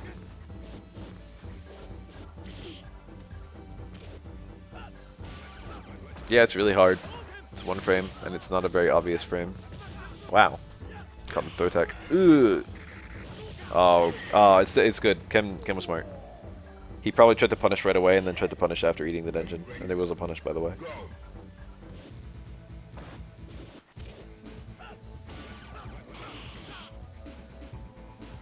Ryu was just desperately hoping it would dizzy and it didn't. He had to hold it longer, but if he held it longer, he probably would have got beat by Ken early button. Denjin Ryu is still really tight. Like we love SA2 Ryu because it's got a cool animation, and it just fucking it's hard to land. So the way that Ryu's landed is kind of cool sometimes. But realistically speaking, ooh, very nice punish. That was a hard Tatsu to punish. They got the nice hits where it's like recovers not point blank. But yeah, the setups to SA2 are often not very interesting if it's just like low shorts SA2. Just like, well, you know, or like a parry SA2 or something. Like it's fun because it forces Ryu to go for aggressive parries, and we like watching aggressive parrying players. But you know, in terms of actual depth of strategy, SA2 is not super duper interesting. It's just kind of exciting. The super with the most depth is probably Denjin, but it's hard to say because none of them are super duper deep. They all have different kinds of depth.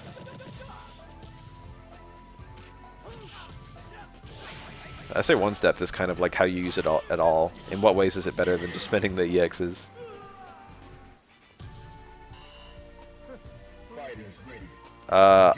Absolutely instantly, I've always had success. If you do the hard Tatsu on the first frame you land from SA2, it reliably hits. There's other timings you can use, but that one's like the best one to go for, I feel. He could have parried that.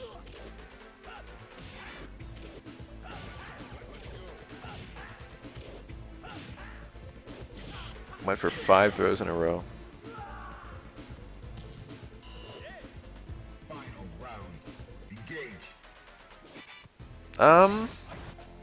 There's a lot of supers that are very similar but outclassed. Like SA1 Elena is very similar to SA2. And it's just the fact that SA2 exists is the reason people don't use SA1, because they have a lot of overlap. But SA2 just goes further laterally, and that's a kind of a big deal for Elena. You can get hard donkey kick, I think. It's not as easy. Maybe it's easier. Hartatsu is slightly stronger. You win. With more corner carry too, I think. Better Oki at least. SA1 Ken is not close to being viable compared to SA3. For it. Well, if any of Ken's supers worked after overhead, then that would be a that would make them almost viable. Low strong is such a big thing to lose to, though. Let me think. A super that's almost good, if not for a critical flaw. There's got to be a pretty good example of that.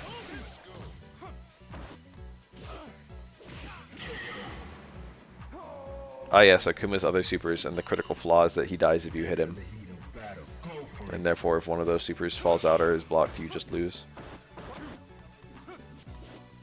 No, not really, though.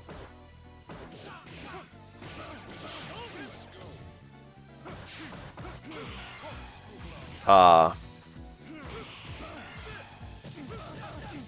I go back and forth on whether Akuma's SA2 or SA3 is better. SA2 is very fast. I think SA3 is pretty fast as well. But not as fast as SA2. I don't think. 12 SA1 is his best super.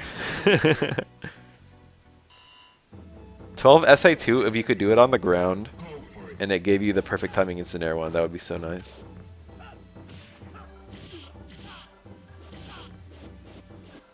They did that with Omega Ibuki Super, didn't they? I think so. And then you'd be able to cancel into it from any ground cancel. That would be so nice.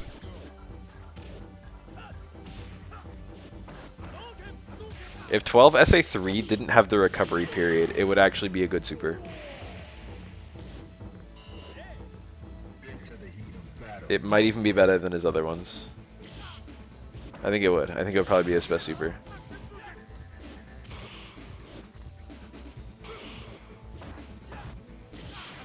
If he just was invincible while transforming back.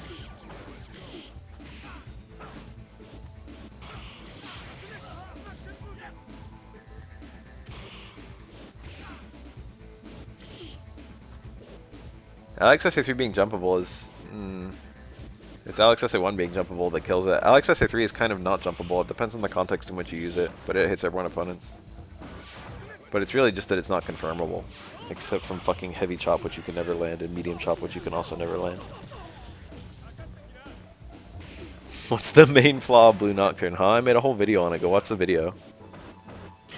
I literally did bad balance Blue Nocturne. It doesn't have a main flaw. It has main flaws. Round. Engage.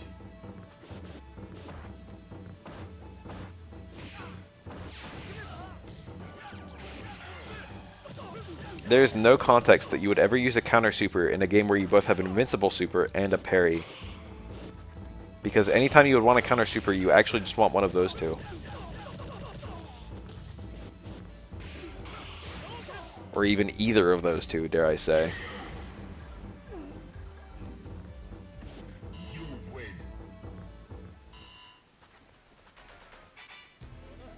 Into the heat of battle. Go for it. The damage of Blue Nocturne is not its issue. It's already Remy's strongest super.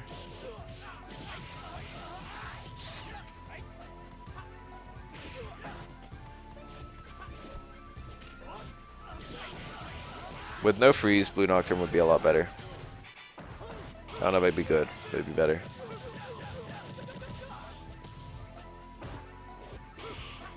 Oh! Did he want that? Maybe. Prepare to strike. Now. Thought it would hit. The range of the light one is very small. Oh, look at that.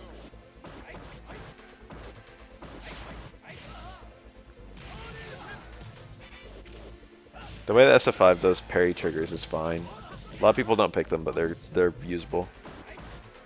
A lot of people just don't like the commitment, but the actual mix-up is strong, I feel. Like if Ryu does like towards fierce cancels to VT2 parry.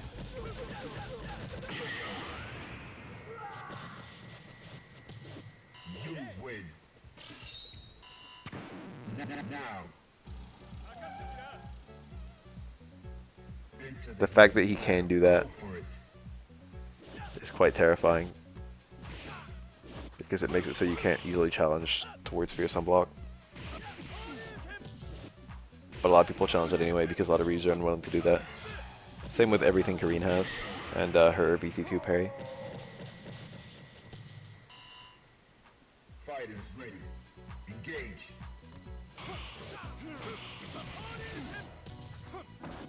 BT2 Ryu is insanely fun to play. Now that they changed the fucking everything. BT2 Karine actually fixes the issue a lot of her special moves have. Karine's special moves have some insane jankiness. A lot of them just kind of have counters. Like if you do the right thing, then the special move just sucks. Like Rasenha, if you block it high and then do a reversal light normal, reversal crouching light normal, it just kills the entire thing. It either punishes it or dodges the up kick follow up. Or like the Mujin Kyaku as well. And the cool thing about BT2 is that it actually catches those scenarios. The Mujin Kyaku and the Rasenha. Like the thing that would be the hard counter loses to the parry. And they both cancel the parry. But the commitment is very scary. Also the juggles from Karine's BT2 follow-ups are kind of annoying.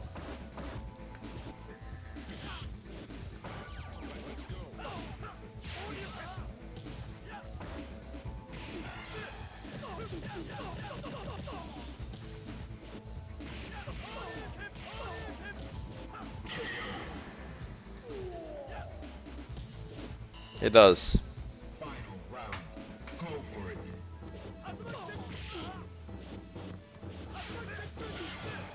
Yeah, exactly. Orochi, you want to hit a button. It's -2. And you get parried. Green's too far away to throw, so you're not really afraid of getting thrown. That's the best thing about Orochi. It would suck if Karine was in throw range. But because she's not, it's very abusable. Just because it's very nice pushback. I'm a little bit jealous as a Sakura player. Because my Tatsu I left in throw range. Are you ready? Go. Ugh. You wanted it to be a punish and it wasn't.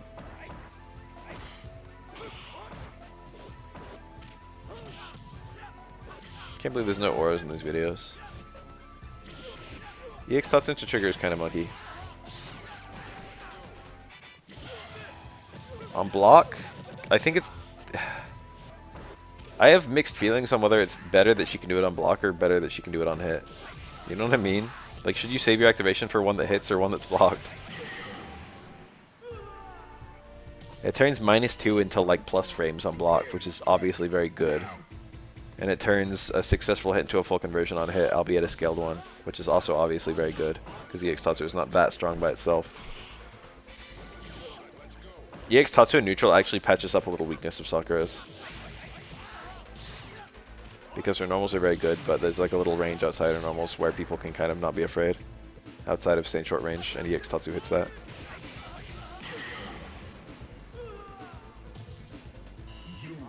Don't forget that it gives Sakura 4 Tatsu combos.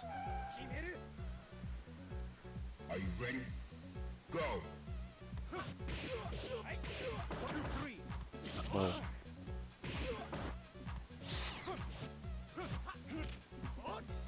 Now you can do Crouch Fierce, Medium Tatsu, Crouch Jab, EX Tatsu, activate Crouch Fierce, Medium Tatsu, Crouch Jab, EX Tatsu. And that's a beautiful thing. Not a good combo, but it's beautiful.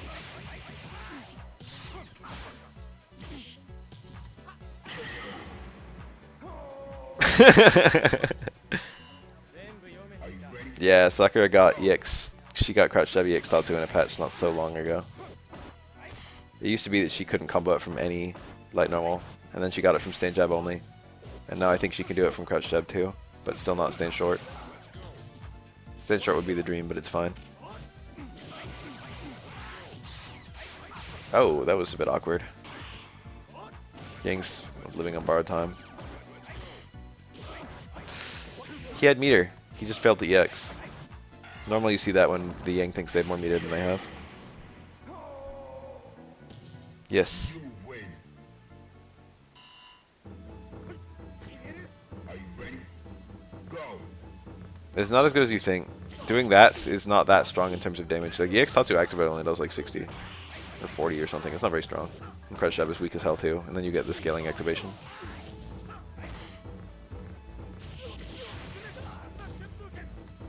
Like it's nice to get some momentum going, but in terms of like actual punishing power, it's not very good.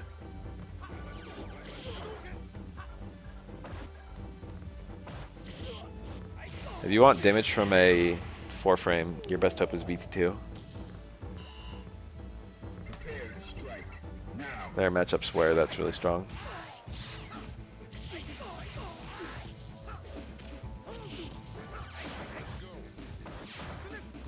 A lot of Sakuras I see just pick VT1 in every matchup, and I don't blame them for doing that. But a lot of the matchups Sakura players say are tricky matchups or matchups where I like VT2. It's like, oh my god, Balrog is so annoying. And I feel like Sakura beats Balrog. Or like, oh my god, Kami. And that one I think is pretty even. But they're matchups where I like VT2. But I like VT2 much more than most Sakura seem to. VT1 was never rubbish, I feel. It's definitely way better than it used to be. Between VS2 and having the hard DP ender instead of the medium DP ender. And then you have better, like, confirms now as well. That's a big deal. Like now, I shouldn't say confirms, better punishes. Like if you get like a punish combo, like now Sakura can do crouch fierce into up VT1 fireball into V skill 1 into punch punch punch, for example. People don't usually pick VT1 anymore, I mean VS1 though. Sakura 7-3 on ROG. See? Look, there you go. Free. It's probably good with either trigger.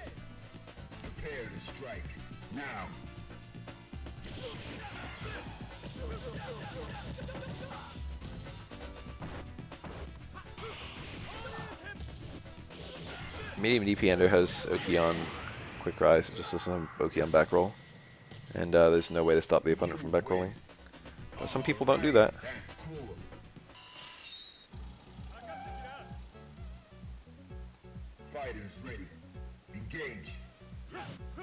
I don't know if I believe it's 7-3, it's probably 6-4. I'm not even sure it's like a hard 6-4, it's probably like a neutral 6-4.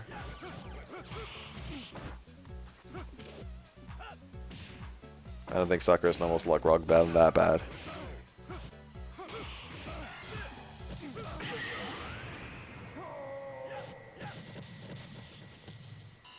That's what I think.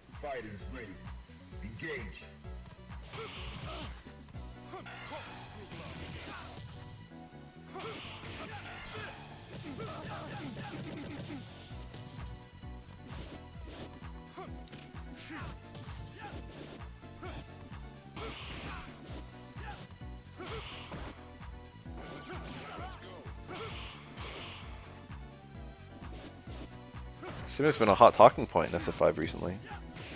There's been a debate on whether he's viable or not. VT2 VS2 is interesting for ROG. Oh wait, against ROG. Yeah, I'd like it for pretty much the same reason. Sakura's good neutral buttons against him are more threatening.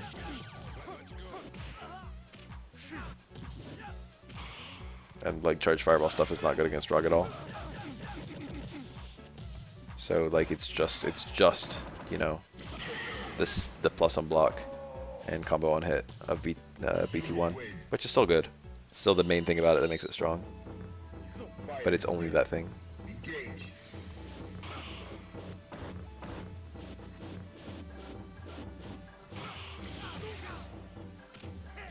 Yeah.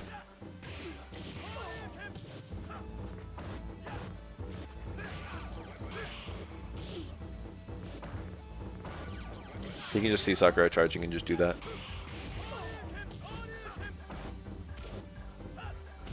Yeah, Alex is one of the weakest characters versus charged fireballs. Still better than Abigail though.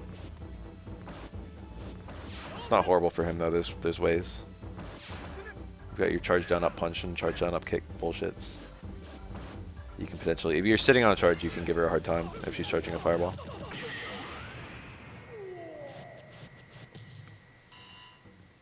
Into the heat of battle. Go for it.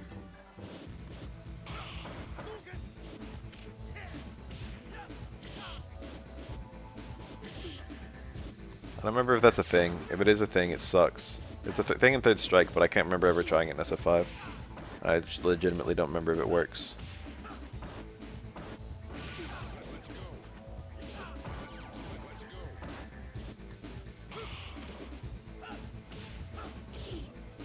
There you go, it exists. You would never do it, there's no upside. You know, if Geef towards faces a fireball, he gets nicely rewarded for it. He's compensated. Alex is not compensated, but it's like actually harder to do.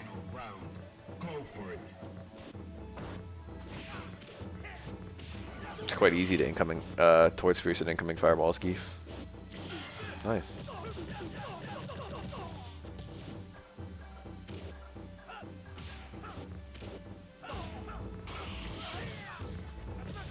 The dash, then the Tatsu. Maximize your corner carry.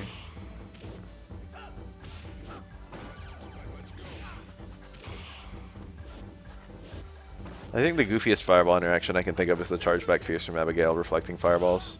That shit looks like a bug. Like, I know it's not. It just looks super jank.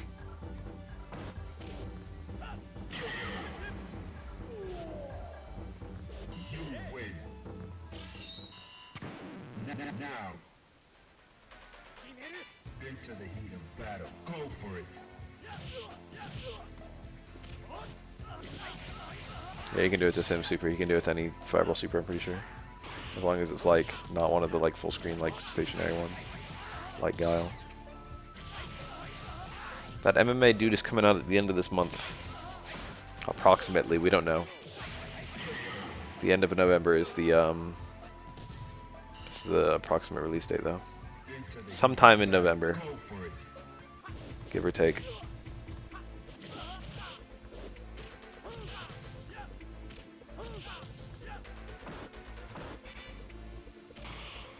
I kind of thought we'd get an announced after JP3.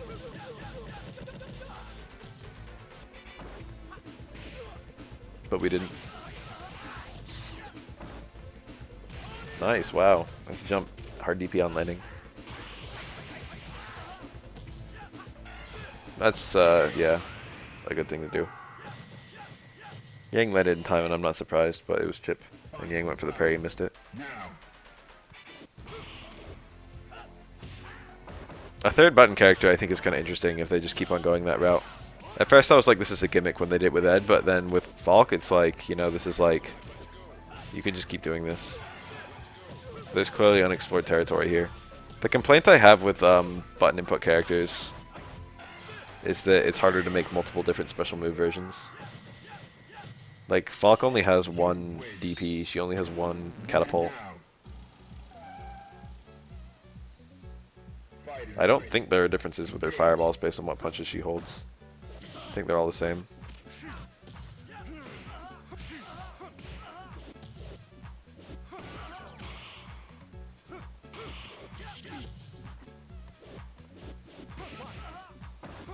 It only has one special move with versions.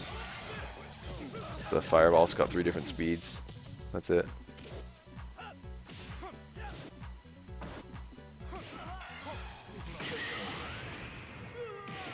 You don't need special move versions, but it does add a nice little bit of complexity. It's been a standard for the whole franchise. It's cool, isn't it? That Ryu can just throw 3 different speeds of fireball. It's cool when a character has 3 different versions of the same special move with 3 different uses even. Like Juri's Fuha Renkyaku. Nice.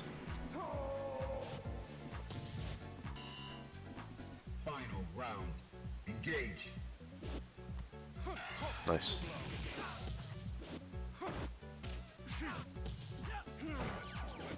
It's also fun when you've just got 3 different strengths and like, you know, 3 different, like, how do you combo it? Like Rose Soul Spirals or whatever. It's like, well, you can get the big one from like Crouch Fierce, but you can only get like the, if you're going from Stand Jab, you can only get like the light one.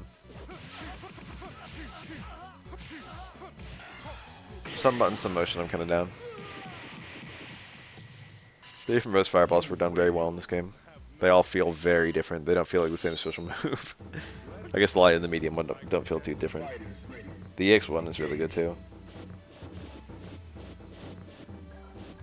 I don't like it for mashing inputs, but I don't know if there are people who do like them, so I don't want to just say take them out. Shoutouts to SF3. My preference is when you can do multiple ways of getting it out, like Chun-Li or Colleen. But the problem is, why would you ever mash punch with Colleen? Over just doing quarter circle.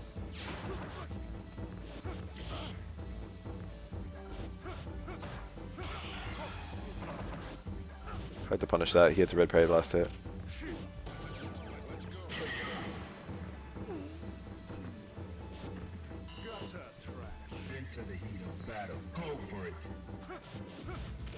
They did, for sure. Some would be much worse if she had to mash legs, honestly.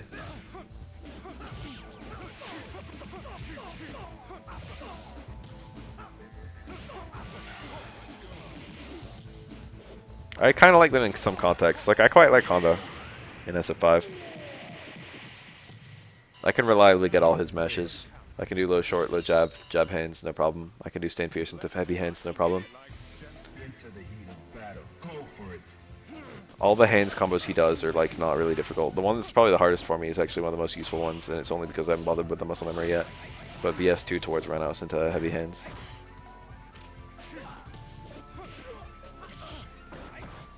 And only because it doesn't really buffer. Like almost all of Honda's cancels are into are from punches. He like has no cancel from a kick, except medium kick, close medium kick. But the towards roundhouse. When you're going for medium kick as Honda, you're usually going into headbutt in the few times that you use that. Yeah, stay medium kick to EX hands is quite difficult. You do that from, you know, well, you do medium kick from like VS2 EX hands. I think that's the standard follow-up.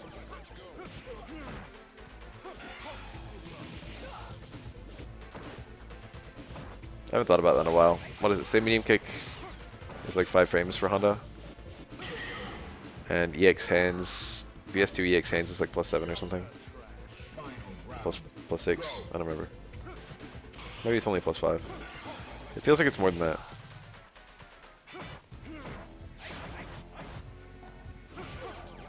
Because the regular EX hands is +4. And VS2 hands is +4.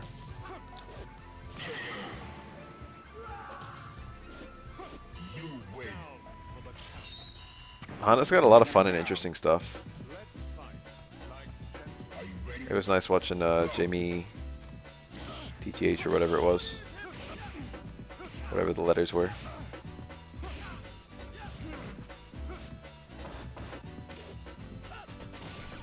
I was rooting for her.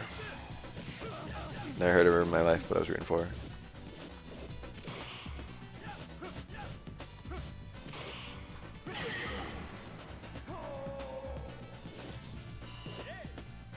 He's got to be up there. I don't mind him. I quite like him. It's the first time I've ever liked him in a Street Fighter game. Same with Blanca.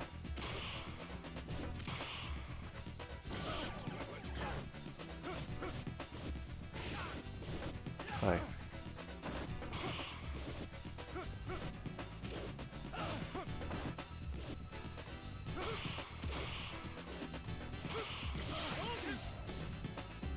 Ah, wasn't universal. It's hard to time Ken's common meaties as true meaties. Well, it's not hard to time like stand strong. But you don't typically use low strong as a true meaty, and getting overhead as a true meaty. Back medium kick is quite precise.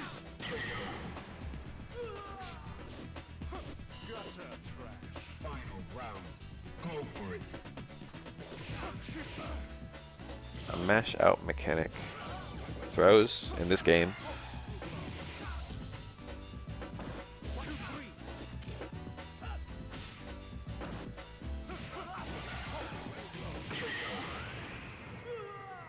I can't think of a time Street Fighter's had increasing damage on supers as mash out. I guess Adon.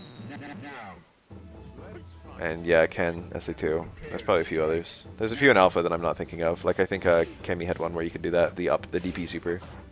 Shoutouts to A Kemi.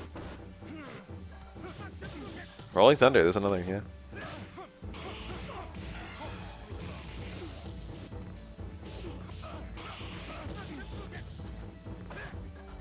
Yeah, it's common in Marvel games. It actually wasn't in Marvel 3 initially, I think, and then they added it in like Ultimate Marvel. Right? Am I wrong? Am I right? And then I think they took it away again in Infinite, I think.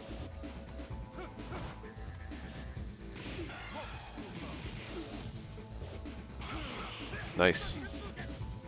Good reaction. The Rose makes that a little bit more complicated to do, but it's still the same. That was an OS that the Ryu just did, where he did far fierce, far roundhouse. He wanted parry into close fierce, but doing roundhouse there meant that if Dudley did the ducking and Ryu got the far fierce, he maximized the damage out of it. It was a cool little OS.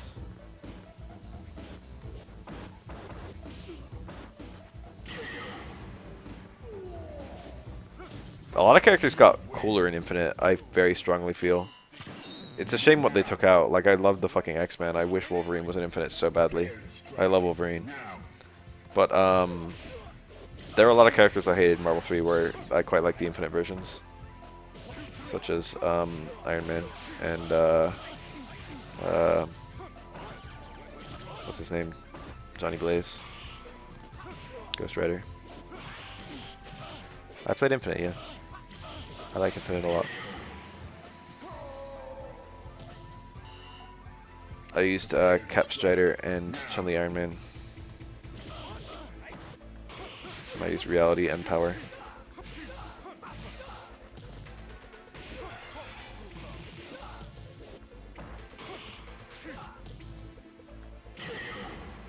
I quite liked Cap in Marvel 3, but I love him in Infinite. Strider is basically the same business, except Ouroboros is 1 meter, which is crazy. Very cheap. Ouroboros is the strongest in Marvel Infinite of any Marvel version, I feel. The problem is, like, it just goes away if you tag, but because it fucks your combo so badly, you should literally do that. You should just tag with it. I found that to be the most effective way to use it. You just like use the godlike frames, and then as soon as you get a hit, you instantly tag into your other character so it can't fuck up your combo, and then you just do a B&B with your other character. Monster Hunter's quite good. She was very common early on, and she's still common to this day. Character variety in Marvel Infinite is really good. There's only one character that people really think is weak, and it's Black Panther. And it's hard to say whether he's really weak or not, because the game wasn't super explored by the time he came out. And he's very difficult, so a lot of people don't really want to put in the hours.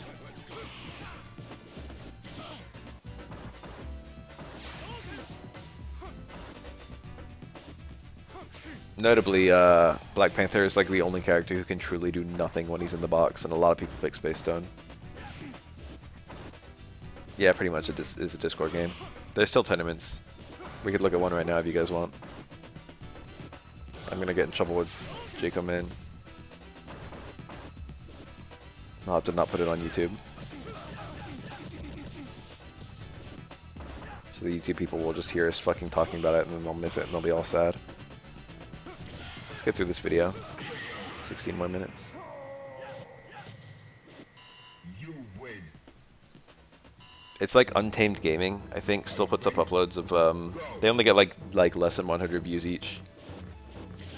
But, I think it's Untamed Gaming. I don't remember. There's some, like, channel that still puts up, like, a weekly MBCI tournament, and, like, the remaining MBCI players all show up and play it.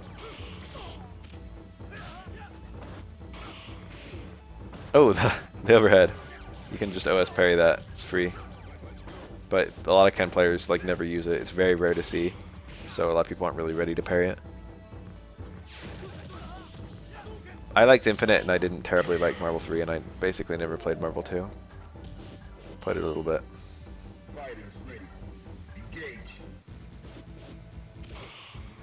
Towards strong car throw.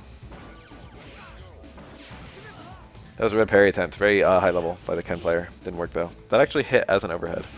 Ken had a super link. He didn't believe in it. It's weird that he even went for it. Probably a mistake. Maybe he was trying to do car throw. Ken's car throw off of back medium kick is like his biggest decent car throw. The problem is that it forces you to do back throw, but that's not really an issue for Ken. Because he was cornered.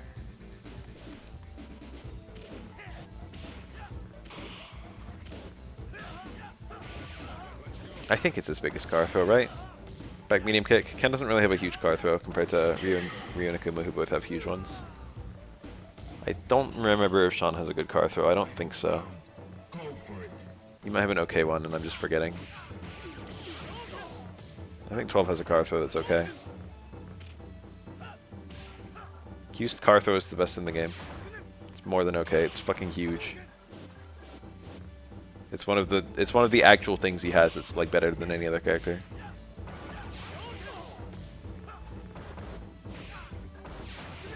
It's a selling point, if you will. Yeah, this Ken's going for a lot of aggressive red parries. He's gone for it on the fireball a few times. They're hard to do. So if you don't know, Shoto EX fireball is safe on block, but it's unsafe on red parry. It's also safe on parry, is the thing. That's not a punish.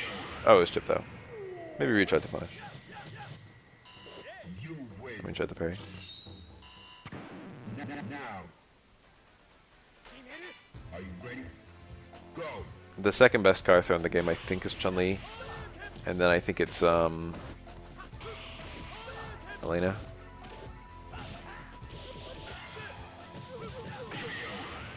And then I think maybe, like, Alex. Alex has a really big throw range in general. And his car throw is decent. But it stacks up onto, like, he's got, like, the biggest natural throw range in the game, I think, or one of them. So, like, the fact that Alex has a decent throw range on top of, like, a decent car throw on top of a great throw range means that his throw range ends up being about the same as, like, Elena's enormous car throw on her small throw range. Well, it's not small, it's, like, normal. It depends on screen position, I think. It might just always be unsafe against Shippu. But it might only be unsafe in corners. Fireball has a lot of pushback. It just depends on whether you're still in range to get the first hit.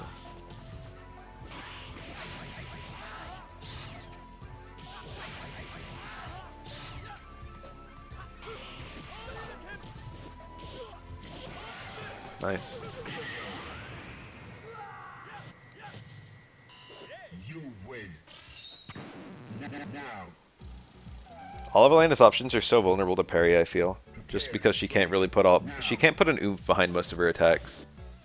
It's not very risky to go for aggressive parries against her. Because, like, she can't really, like, nothing's a confirm. And she doesn't really have anything to confirm into anyway. So because of that, it's very rewarding to parry aggressively versus Elena. And because of that, Elena's car throw is very strong against the parry. Because the opponent is likely to be parrying, car throw is very good. Low short is low parry only. It's the other light normals can be parried low or high. But for every character, low short is low parry only. If it's an actual low, it's all you can't high parry it for like anything. There's like a couple really random exceptions. Like Remy EX boom can be high parried even though it's an actual low. EX low boom. But generally speaking, if it's actual low, it's low parry only.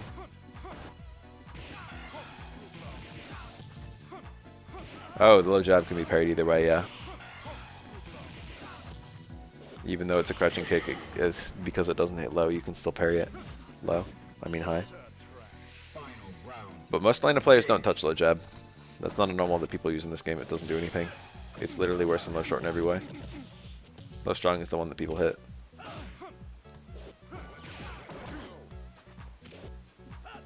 That's a thing in this game that you might not be acquainted with if you played modern fighting games, is a lot of characters just have normals they never hit in any context. Low jab, I think, super cancels, but low short does too. And neither of them chain. So why would you not use low short? That's an actual low. Low damage is like the same. They do piddly damage for both of them. Low short special cancels too. No, they both do, yeah. I got lit up by an Elena player doing low short super at the last stupid strike I played in. The second to last one I played in. Burfy. He did anti-air low short super on me repeatedly, and it kept working. Because I'm an idiot and I hit buttons in the air.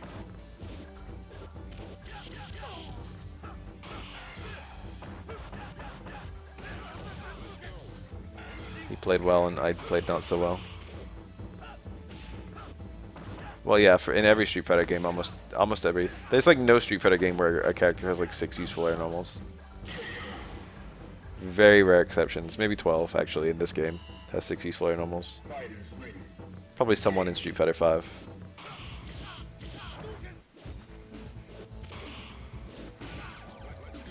I can't think of anyone. Even after Street Fighter 5 basically standardized a launching air normal.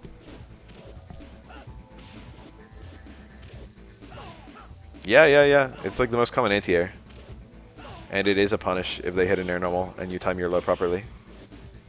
If they don't hit an air normal, then they can block immediately on landing. Nice punish. So it's not a confirm, but it does work as a punish. It's not a reliable confirm. You can react to them whiffing an air normal, potentially, though.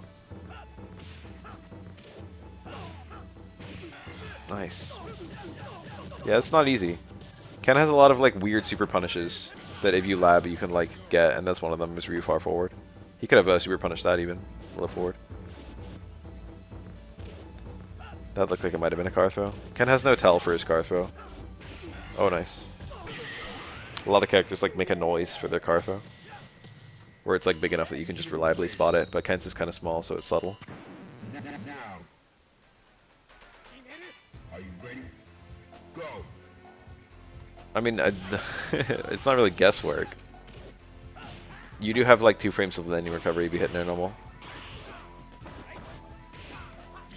So it just depends. It's guesswork whether they do the air normal or not. But if they do the air normal, it can be a reliable punish. Very common you see that in this game, especially with certain characters. Elena players, Chun-Li players always do walk back low forward anti-air. Very common for them. Because they've got nice big low forwards. Unfortunately, Chun-Li's leads to shit and Elena's doesn't, but you know.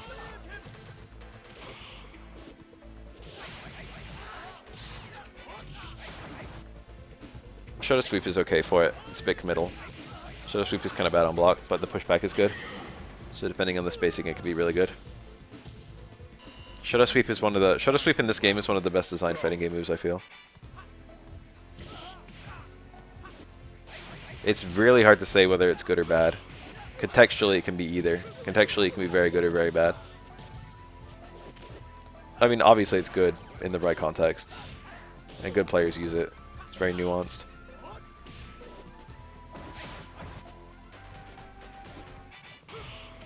But like how a Shoto uses the sweep is very telling to their skill level. And it's not just turn it off when you get good. Different characters have different amounts of trouble punishing it. And at different spacings. It's like 6 for Ken and 7 for Ryu. And then 9 for Sean. And I couldn't tell you Akuma, something like that. Ryu's is slower, I'm pretty sure. But Ryu's is mildly better on block, I think.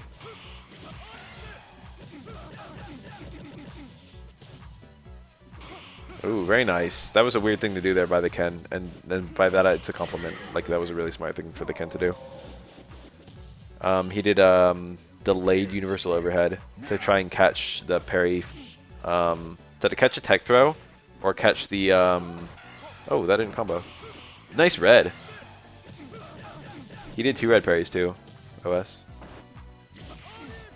It's kind of hard to reliably get the last hit of that. I don't know what the Wake Up EX Tatsu was compared to a regular Tatsu. He had a reliable punish after the parry. Aggressive by the Dudley, holy shit, he's good for really aggressive parries. What was he saying? I forgot. Final round. Now. Nice, TC. Towards forward TC.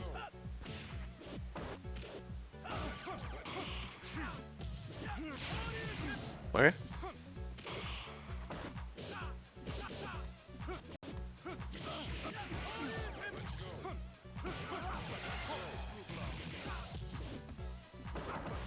No. Ken's super is red parries all the way. You win. Now. Are you ready? The only notable blue parries I can think of in this game. Yoha might be a blue parry for the last hit. I haven't thought about that one in a really long time. But that one might be a blue parry. Makoto SA2 and Chun SA2. Virtually every other super doesn't have a blue parry final hit.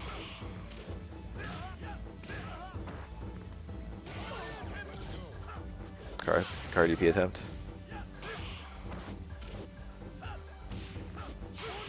Ah. Ken did parry at the button. Parry throw or something. And got beat by the 2 hits of Ryu XDP.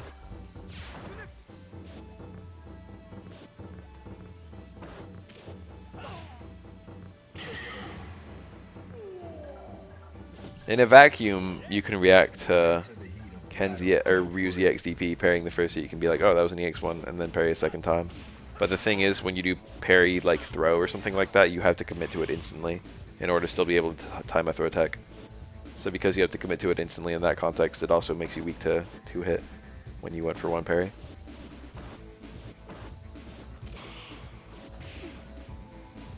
It's possible. I get that feel. Tried the shimmy. Got thrown anyway. Maybe even a wake up car throw. Very nice. Reversal super was very nice there. And they'll fade away though strong. Classic. Standard Ken. This Ken player is really good. Go. 2-hit medium DP in this game, if only. Doesn't really matter. What was the game where Ryu had like a 7-hit EXDP? Was that a Mega? I haven't thought about that in forever. Nice, interesting. It's like a catch-all OS, except it's not.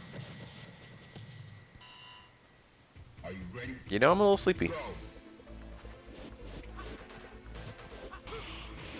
Finally happened. I just thought about lying in bed watching, I don't know, chess stream archives or something. And I was like, you know, that sounds comfy.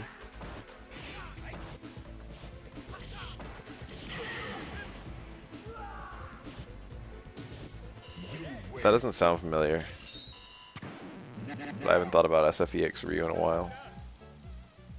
Thought it was 1 in that game. Hisatsu was Eureka, yeah. Hisatsu was Eureka in Street Fighter EX 1 and 2. Couldn't tell you 3.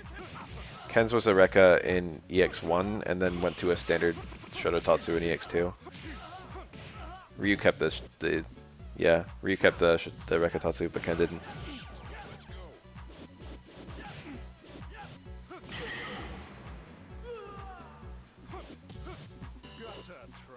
Fighters ready. Engage.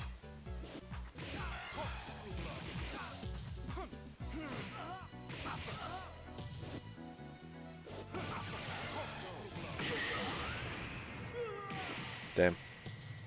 Late second round. You win. All right, that's cool. Now, let's fight like gentlemen into the heat of battle. Go for it. Neutral and Alpha, I mean not Alpha, and EX is super weird but super cool. It's beautiful. All the systems are just working together so perfectly. I think Excel might be my favorite DP in fighting games. If you're gonna have an invincible reversal, that's a really interesting one. All right, that's cool. Prepare Yeah, you can. now.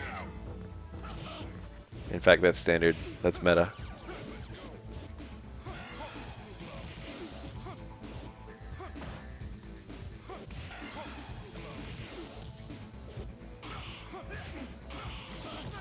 The problem with Excel is it's not very good on block. Throw doesn't lead to anything in Excel. And basically every attack has massive pushback on block. It's like, what if Gene was fair? Final round. Go for it. Yeah, you can punish Excel with Excel if you get the read, because if someone excels, they'll probably hit a button. But the problem is, if you excel as a counter excel after watching them do it, and then they don't hit a button, then you just excelled for no reason. EX2 is the most slept on fighting game of all time. It is mad good for how little people care about it.